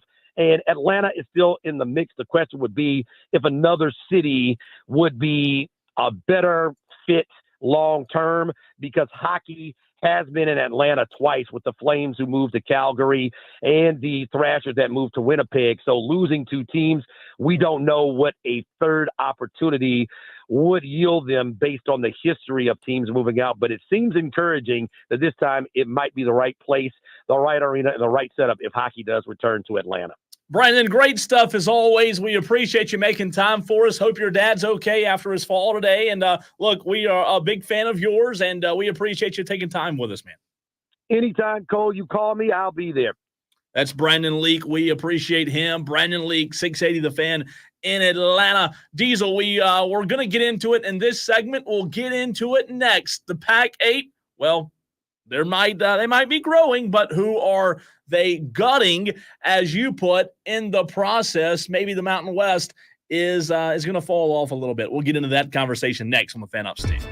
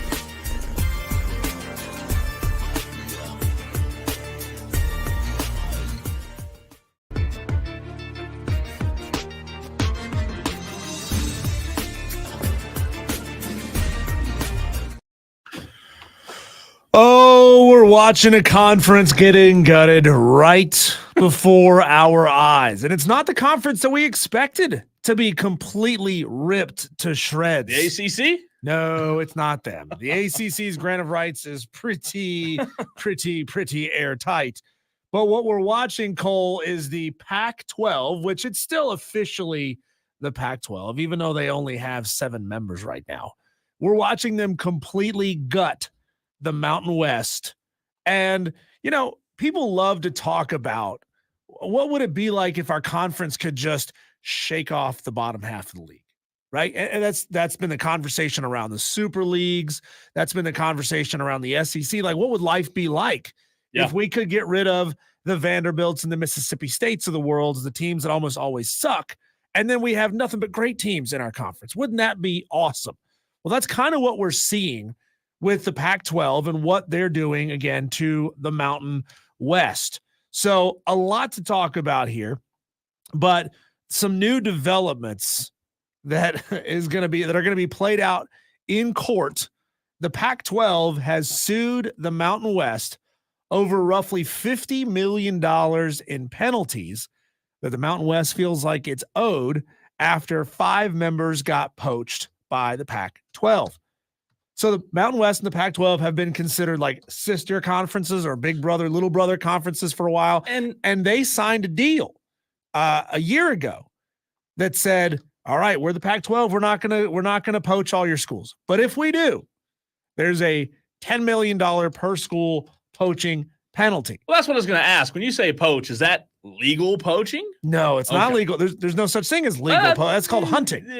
Legal poaching is called hunting. Allegedly, right? So now the Pac-12, which has already taken a couple of teams away, 5 teams to be exact. Yeah. They've already taken the top half of the conference. That's Boise State, Colorado State, Utah State was the new one, San Diego State, and Fresno State, all gone to the Pac-12. Now the Pac-12 is suing, saying you can't actually enforce this agreement that we just signed, where we promised if we poach your schools away, we're going to pay you $10 million per school. Can't enforce a rule that was there. Yeah, you can't enforce a contract that we all signed.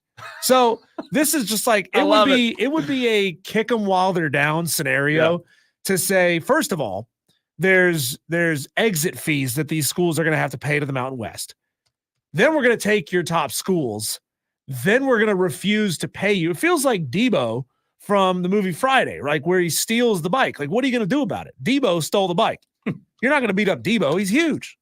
So, I mean, it's just such an ugly situation going on with the Pac-12. And I feel for my G5 brothers out in the Mountain West and just what's going on out there, because there's a chance, Cole, that the Mountain West, that was widely considered at least competing for the best group of 5 conference year after year. Yeah. You put them head to head with the American Athletic Conference. You look at who is getting the invitation into the New Year's Six game this year, who's getting the slot into the 12-team college football playoff. And it felt like the Mountain West and the American Athletic were kind of neck and neck year in and year out.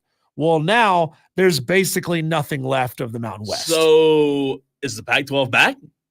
Well, because it sounds like it might. 12's back. I mean, all right. I mean, can we say it's back? It's there. Close. It's close. It's there. I mean, it's not anywhere remotely what it was before. Yeah. Boise State's a great addition. I thought a long time ago Boise State should have been in the Pac-12. San Diego State should have been in the Pac-12. It wasn't to be, though. I mean, the Southern Cals and the UCLAs and the Oregons of the world would never allow that to happen. So we're in a position right now, Cole, since Utah State has already announced that they would join. We're in a position where the next school that the Pac-12 is courting can be the school that actually completely kills the Mountain West. You take them away. Now they're in a position, Cole, where they need 2 votes. They need to get 2 leftover members of the Mountain West to vote to dissolve the conference, and the Mountain West is officially dead. That's kind of sad, though, isn't it? It is. It is. Dang, man. And by the way, I really appreciate East Carolina tweeting their commitment to the American Athletic Conference when a couple of AAC members were on the blocks. Pac-12 was looking at a couple of AAC members, including Tulane and Tulsa and schools like that. ECU said, no, we're 100% committed. Great, ECU. Nobody asked you. Nobody asked Nobody you. wanted them. But we appreciate you planting the flag. Matt Graff says Pac-12 was looking at FSU as well, Gonzaga, but decided they didn't want two schools without a football team. Matt Graff, that's a good one. Joke, Matt Graff. That's a good one. I like it. Love it. Speaking not having a football team, Joe Burrow's asking that same question right now. What we saw last night, Jaden Daniels, other NFL stories. Wow, Jaden Daniels, that's the only way you can really put into words what you saw last night. Wow, we'll get into that next.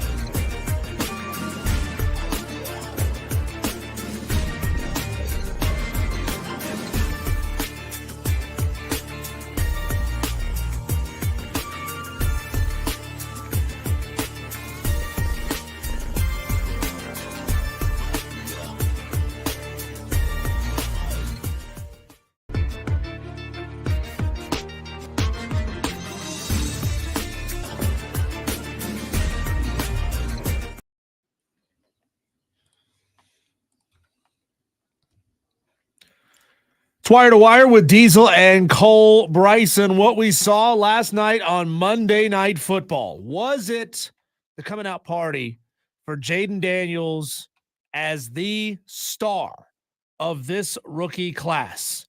But from what I saw, the way he played out of his mind, Cole. Yeah. And I if I'm a Washington Commanders fan, I've got more good feels, good vibes than I've had around my franchise in a long, long time, since RG3. And you know what's so fascinating about this entire story?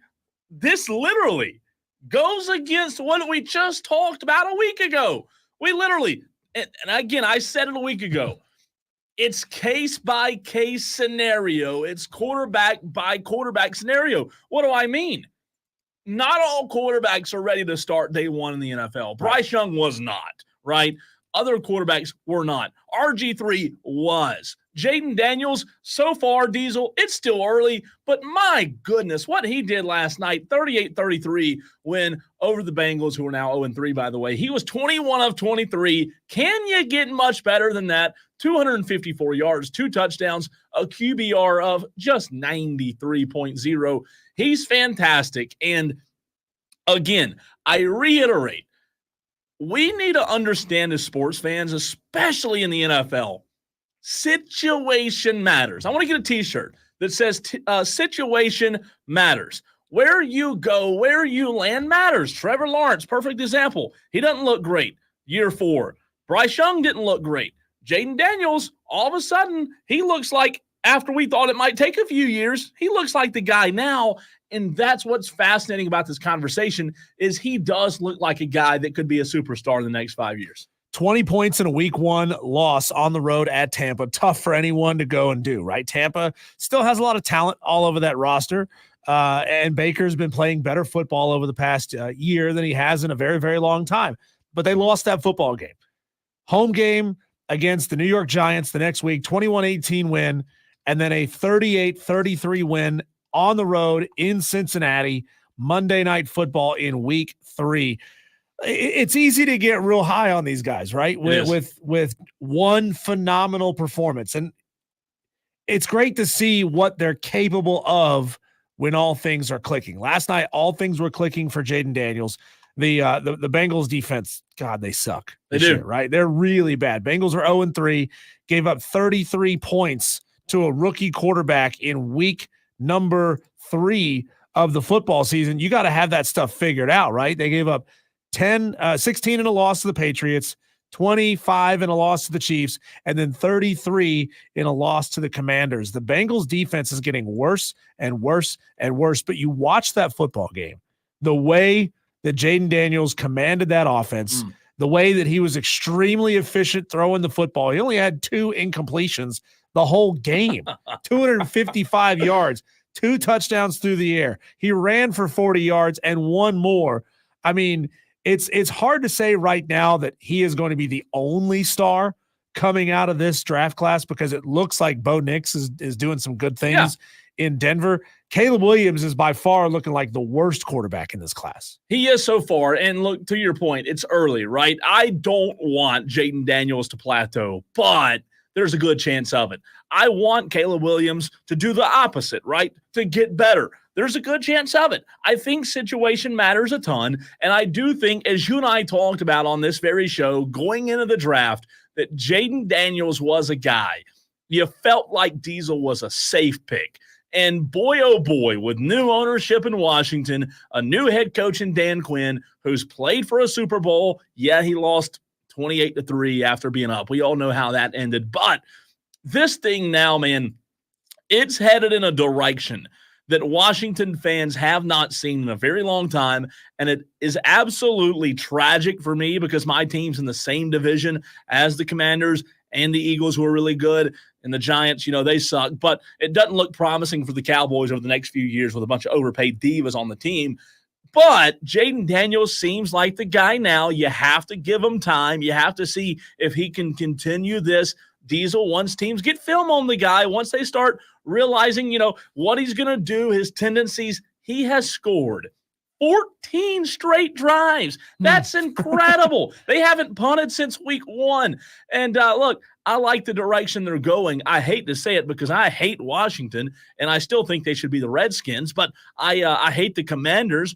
But, man, you got to love this team, and you got to love the direction they're going in.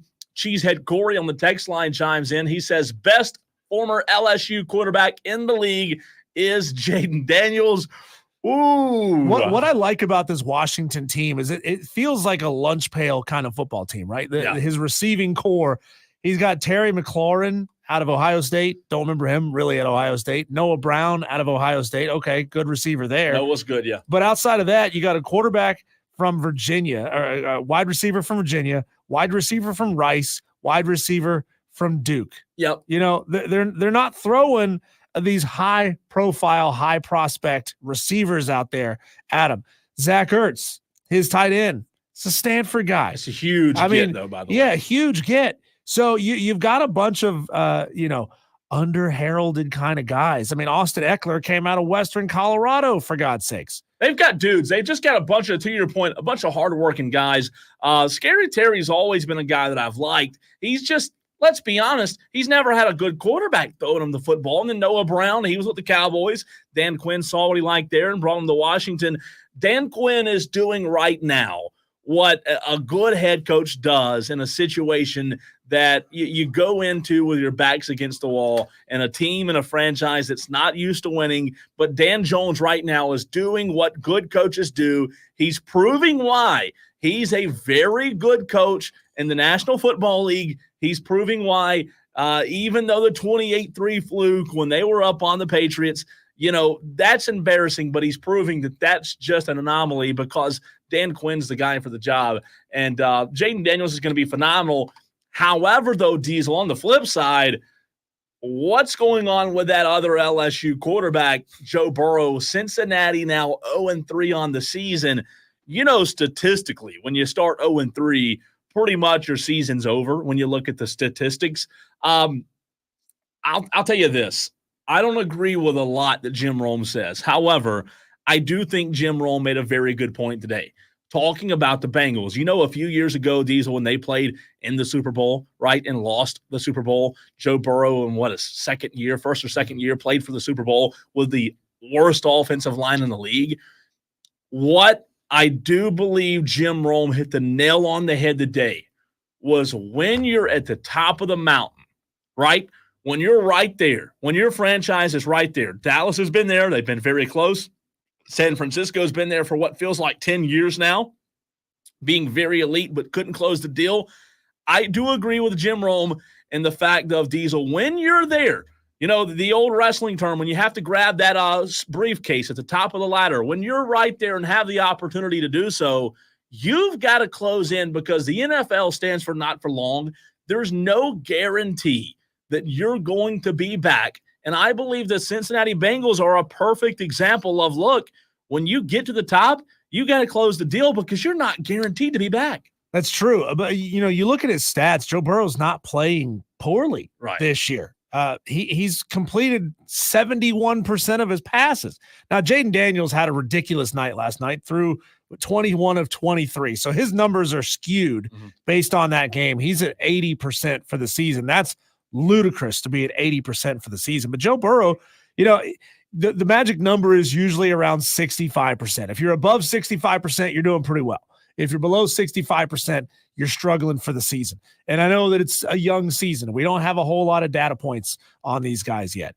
But Joe Burrow's not playing bad football this year. He hadn't thrown a pick. He's been sacked 8 times. I mean, his offensive line is not doing him any favors whatsoever. But I think it's the defense in Cincinnati that is costing them so much. They're just, because they're putting up points, 33 and 25 the last 2 weeks. Week 1 of the season, everything's weird. Burrow's first week back, I get it. You shouldn't have lost to the Patriots in week number 1, but you did. You only put up 10 points in that game. But hey, you put up 58 points in the last 2 weeks. You ought to be winning games, and it's not really Joe Burrow's fault that they lost to Kansas City. Well, the reality is they're not very good as a team. Right. You can't put it all on Joe Burrow, but as a team, they're just not good. You talked about the defense. The defense is horrible. The offensive line, they're supposed to be better. I mean, they've made acquisitions during the offseason the past few years, but it just hasn't gotten to where they want it to be. And I'll say this, Joe Burrow is going to have to, in my mind, shut out the noise just the same as Trevor Lawrence is going to have to do. When you start 0-3, Diesel, it's a death sentence. And the only way to prove history wrong, you're going to have to shut out the noise, and you're going to have to go figure out a way to just get better week after week. When week 3 started, an interesting stat here, there were 9 teams looking for their first win of the season. 6 of them found it. And, now that you're in that hole, like the Bengals are, like the Jaguars are 0-3, Joe Burrow said last night, we're by no means out of it. But playoffs or winning the division is still the furthest thing from my mind. We just have to get back to work this week. Historically, it does not bode well, Diesel, for postseason hopes. Since the league expanded to 12 teams in 1990, just 2.5% of teams that start 0-3 have made the playoffs. There have only been 4 teams to start 0-3 that have made the postseason since the 1990 year, the 92 Chargers, the 95 Lions, the 98 Bills, and the 2018 Texans. That just tells you history shows they won't make the playoffs. It's over. Yeah, they got a really tough slate ahead of them. And I'm looking at the Bengals schedule right now. They're playing on the road at Carolina. I got the Carolina Panthers winning that game just because this seems to be a fluky season for the Bengals. I think the Bengals should win that game. There's no reason why they shouldn't. But it just feels like it's a fluky year for them. But I do think the Bengals win in Carolina. They lose to Baltimore. They going ahead to week 10, the next 6 weeks, they got Baltimore twice. Probably going to lose both of those games. Yeah. Probably going to lose to Philadelphia. But then you got Cleveland, the Giants, and the Panthers, and the Raiders mixed in there. So I think there's 4 wins on the schedule before week 10. The next 6 weeks, if they go 4-2, the problem is they're still at 4-5. You know what? And yeah, that's a big problem. There's if they're 4-5, their playoff chances are and slim. then by the way, after that, they're on the road at the Chargers, home versus the Steelers that are playing well right now. Yeah, they're good. And then they're on the road at your Dallas Cowboys. It's going to be tough. They have a tough road to hoe. I don't think they make the playoffs. I'll tell you this. I've watched the NFL my entire life that I can remember from, the age where I can watch. Diesel, I don't recall a season that I believe that I would classify just as strange as what I've watched in the first few weeks. What I mean is, I believe we're seeing a paradigm shift. I believe the NFL's changing before our eyes. Like the old quarterbacks that carried this league for so long, right? That put up these incredible numbers, the Peyton Mannings, the Tom Brady's, the Aaron Rodgers, you name it, the list goes on and on. The Eli Mannings, the Phillip Rivers, the Drew Brees, they're not there anymore. And we're starting to see, in my opinion, a major shift to where the NFL is taking a completely different approach in terms of offense, in terms of how to win games. The stars, they're emerging. Like, I'm not going to say right now that there aren't stars in the NFL. However, at the quarterback position, we are in my opinion, we're in a limbo. You still have guys like Lamar Jackson and Patrick Mahomes who are fantastic, and Josh Allen, who looked really good last night. But in terms of having the guys, Diesel, that we see carrying the league for the next 10 years, like Peyton Manning and Tom Brady and all those guys did, I think we're in a huge limbo right now where we're starting to have to figure out who's going to take that. And Jaden Daniels, who we just talked about, could certainly be one of those guys. But wasn't Joe Burrow supposed to be part of that paradigm shift a couple of years ago? Yeah. The young quarterback who comes in and plays insanely well early. I mean, I understand with the way Patrick Mahomes came in and played well very early, the way Joe Burrow came in and played well early, Josh Allen. I understand why ownership keeps looking at these younger and younger quarterbacks and saying, well, those guys did it. Mm-hmm. Why aren't you doing it? Right. Yeah. But I mean, then again, you have the salty veterans coming in like Andy Dalton winning football games with Panthers. You do. And every situation's so different. For example, Seattle Seahawks, they're 3-0 right now. Yeah. Behind Geno Smith, who I don't know. I'm going to guess he's 32. I don't know off the top of my head. Geno Smith's 33 years old. I was 1 year off. Geno Smith's 33. God. It just Matthew Stafford and the Rams are 1-2. What I find so fascinating is there's really not any consistency in terms of what's working right now and what's not. CJ from Greer says Burrow looks like Eminem and the Bengals are playing like Skittles. I think you mean they're playing like Mom's Spaghetti. Oh, I like that. Mom's Spaghetti's pretty good, though. You don't like Mom's Spaghetti? I do like Mom's Spaghetti. It's pretty good.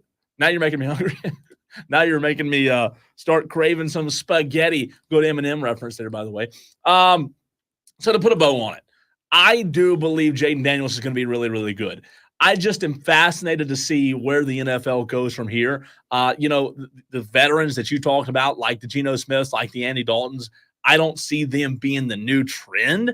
However, what I do think you are seeing is, hey, you don't have to have a $80 million quarterback who's tied up all of your money in order to go win football games. You can win with other guys.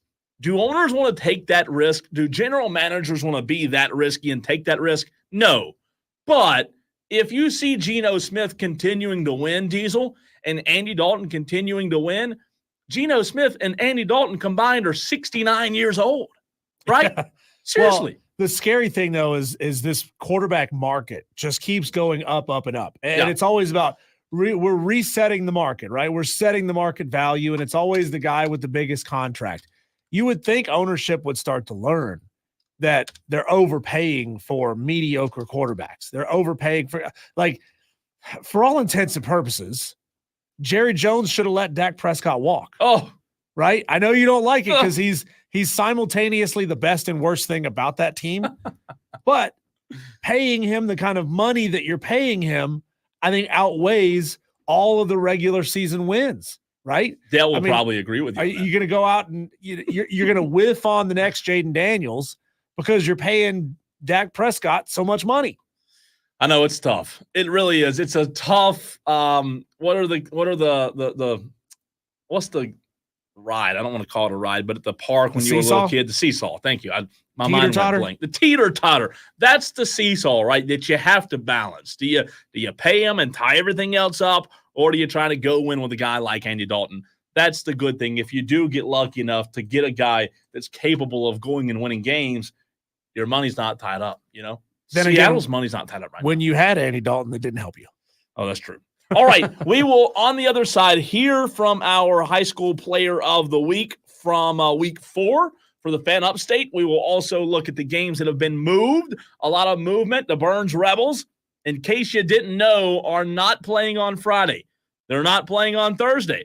They're not playing on Saturday. When are they playing? They're playing tomorrow, Wednesday Night Football. We'll get into that next.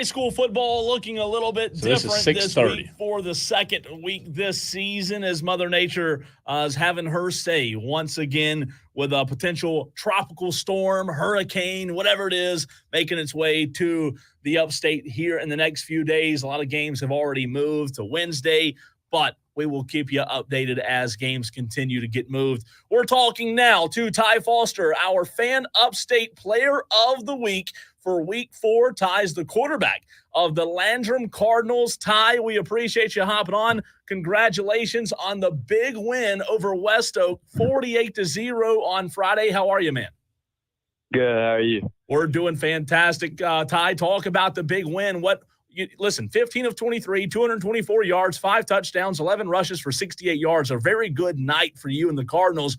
What did you see that allowed you to have this much success? Yes, sir. Definitely got to give a shout out to the linemen. They gave me time all night to be able to make a lot of those passes and get some of those yards. Also, a lot of my receivers made a lot of good catches. Trevor Gentry had a good catch in the end zone that led to one of our touchdowns, and Mekhi McClintock had a good few catches that also led to some very good yards throughout that night.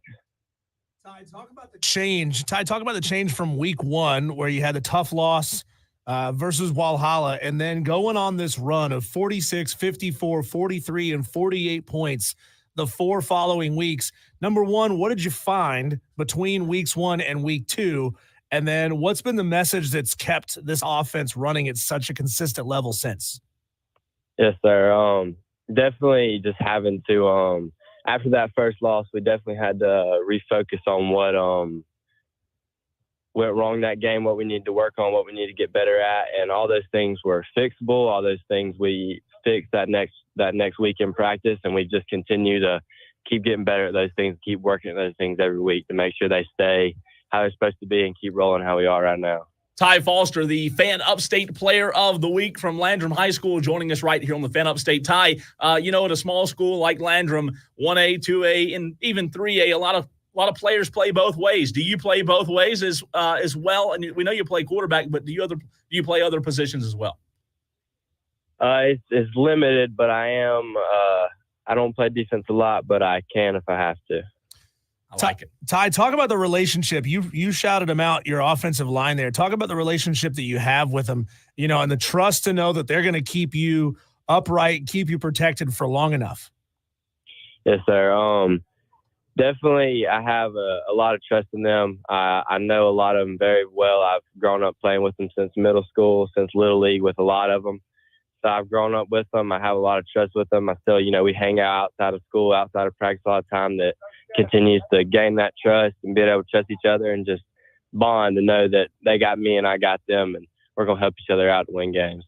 Ty, would you say that, Diesel asked you the question a few minutes ago about this offense, 46 points, 54 against Ware Shoals, 43 against Polk County, and 48 against West Oak. Would you say that this offense, being as dynamic as it is, was this something that you guys coming into the season had an idea that you could be this electric? Yes, sir, for sure. We did the same thing last year with it, and it went well. It's going a whole lot better this year. I think that we've just been able to use a lot more people as good assets to the team and be able to help us out throughout the season, especially with the passing and with Aiden Killen running the ball. He's been doing very well with that too. And just being able to understand what we're trying to do, what we're trying to accomplish with the offense we run and passing the ball and also being able to run it. Talking to Ty Foster, quarterback for Landrum here on the Fan Upstate. What has your coach Brent Bridges said to you to try to keep you from getting too high on this offense? We talked about just the dominant offensive performances. What has he said to you to keep you from sort of inflating your head too much?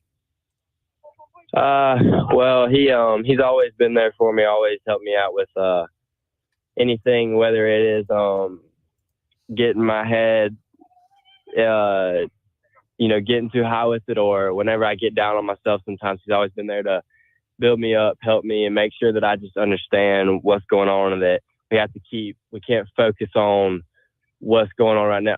Focus on the next play and move to the next thing. Whether it's you're scoring a touchdown, you did something bad, move on to that next play because that's what matters. That's either you score a touchdown, that's good, or you incomplete a pass, that's bad. But you got to move on to the next play to keep going. Ty, really good stuff, man. Congratulations on being named the Fan Upstate Player of the Week. We appreciate you hopping on with us, and best of luck Friday or whenever you guys play. Yes, sir. Thank y'all. Appreciate y'all. Absolutely. That's Ty Foster of Landrum High School, Week 4 Fan Upstate Player of the Week. Pretty good night, Diesel. He was 15 of 23 against West Oak, 224 yards, 5 touchdowns, 11 rushes for 68 yards. You said it. Their offense for Landrum, it's humming right now, and an even better interview. He was really good, man. Looking down the schedule here for the next couple of weeks, Blue Ridge, Blacksburg, Clinton, and Liberty, the next 4 up. Yeah.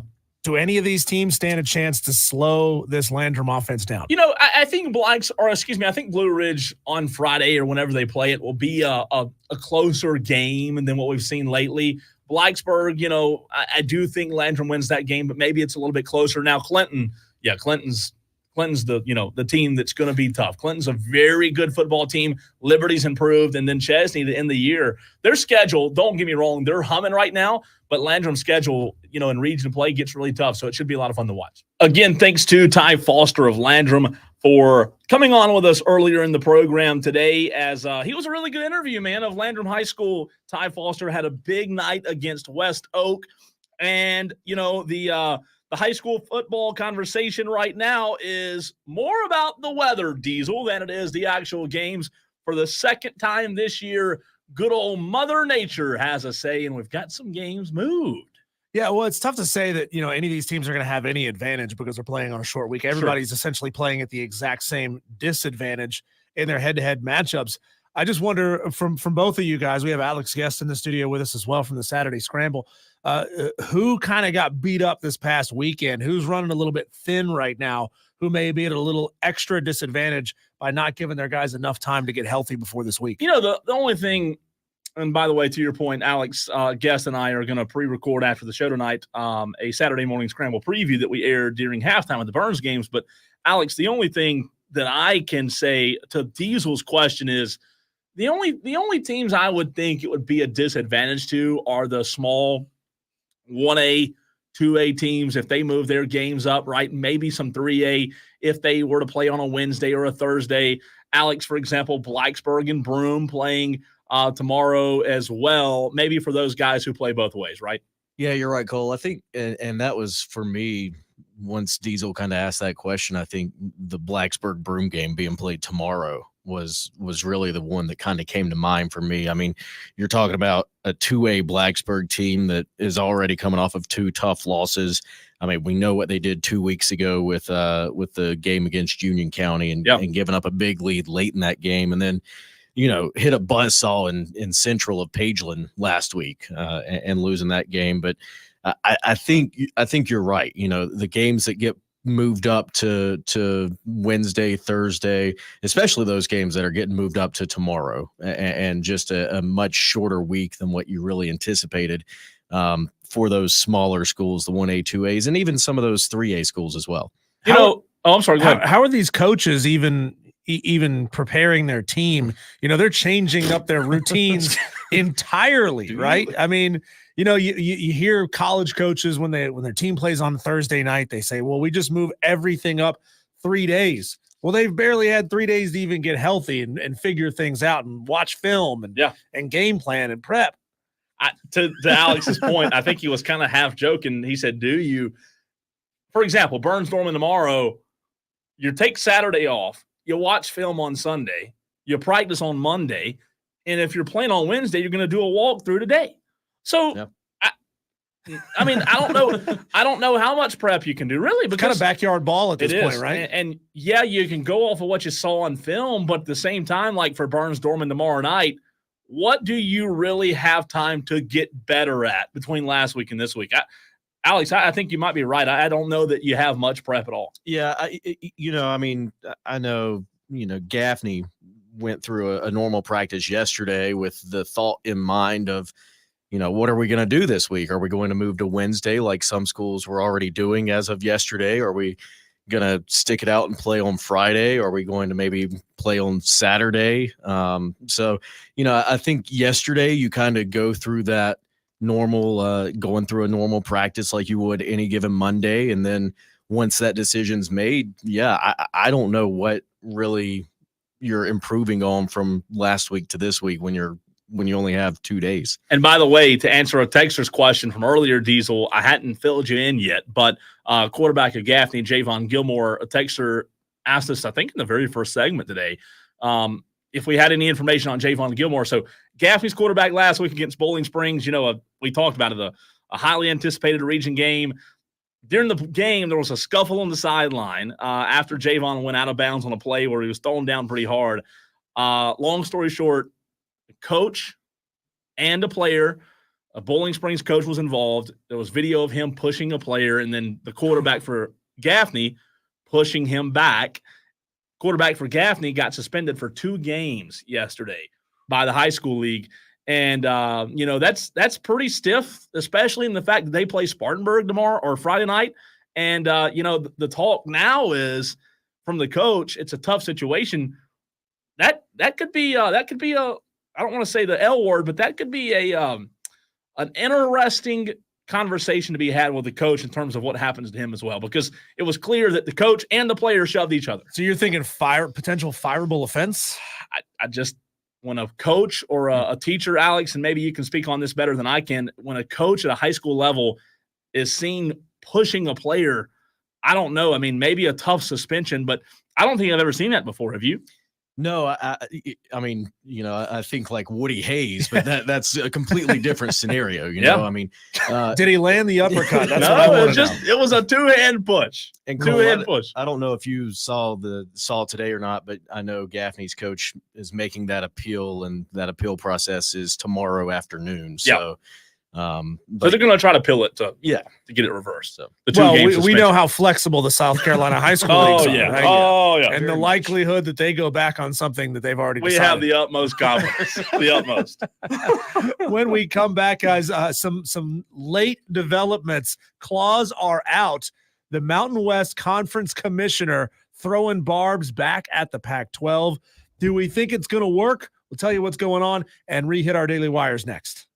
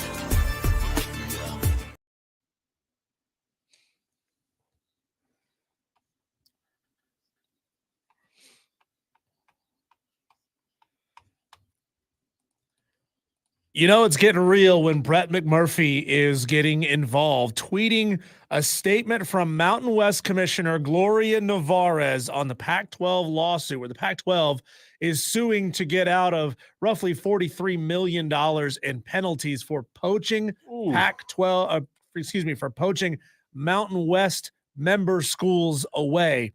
Here's the quote from Gloria Nevarez. I'm not going to read the whole thing. I'll just kind of hit the big points. The Pac-12 is challenging a contractual provision that it expressly agreed to and acknowledged was essential to the Mountain West Conference's willingness to enter into a scheduling agreement, all while advised by sophisticated legal counsel. The provision was put in place to protect the Mountain West from this exact scenario. It was obvious to us and everyone across the country that the remaining members of the Pac-12 were going to try to rebuild.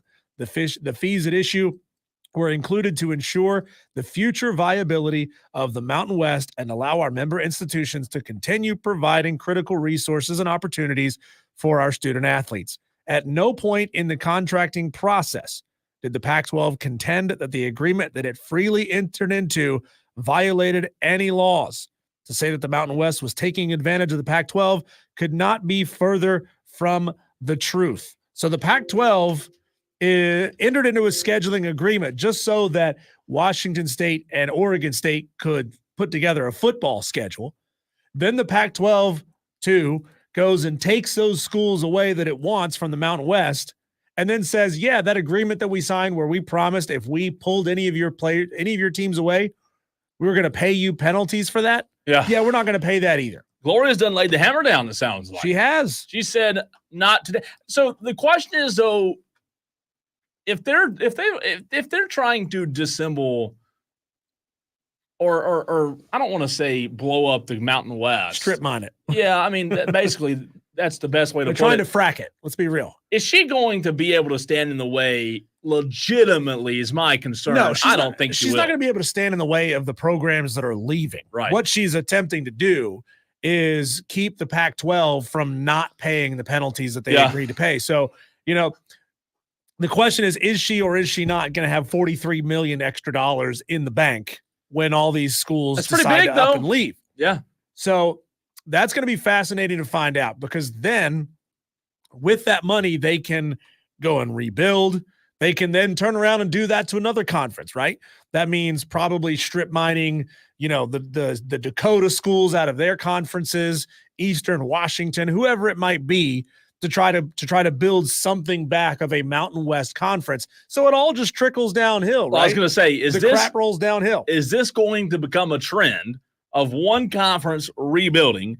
And in order for that conference to rebuild, they've got to strip this conference. Another one. Right. And tell me, how is that not what it looks like is the trend right now? And for the Mountain West, I'm happy the Pac-12's potentially back, right, reforming. However, from the Mountain West standpoint, there used to be pretty good football in the Mountain West. Yeah, well, the Pac-12 is not going to be back in any form resembling a power conference. I mean, it's going to be a good G5 conference. The problem is they couldn't get what they wanted out of the American Athletic Conference, which was Tulane, potentially Tulsa, those Midwest schools that are kind of on the edge. It would be pushing geographically for the Pac-12 to go after them.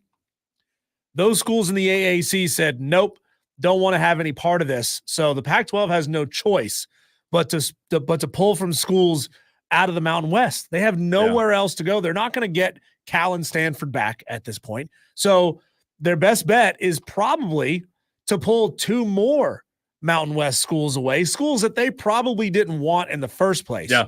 But if they go after them, now they have the votes to dissolve the Mountain West Conference and not pay a dime. It's going to be wild. It's going to be wild for sure. Quick programming note. Tomorrow, Diesel, not we, I'll get to that in a second, but Diesel will be at Ingles.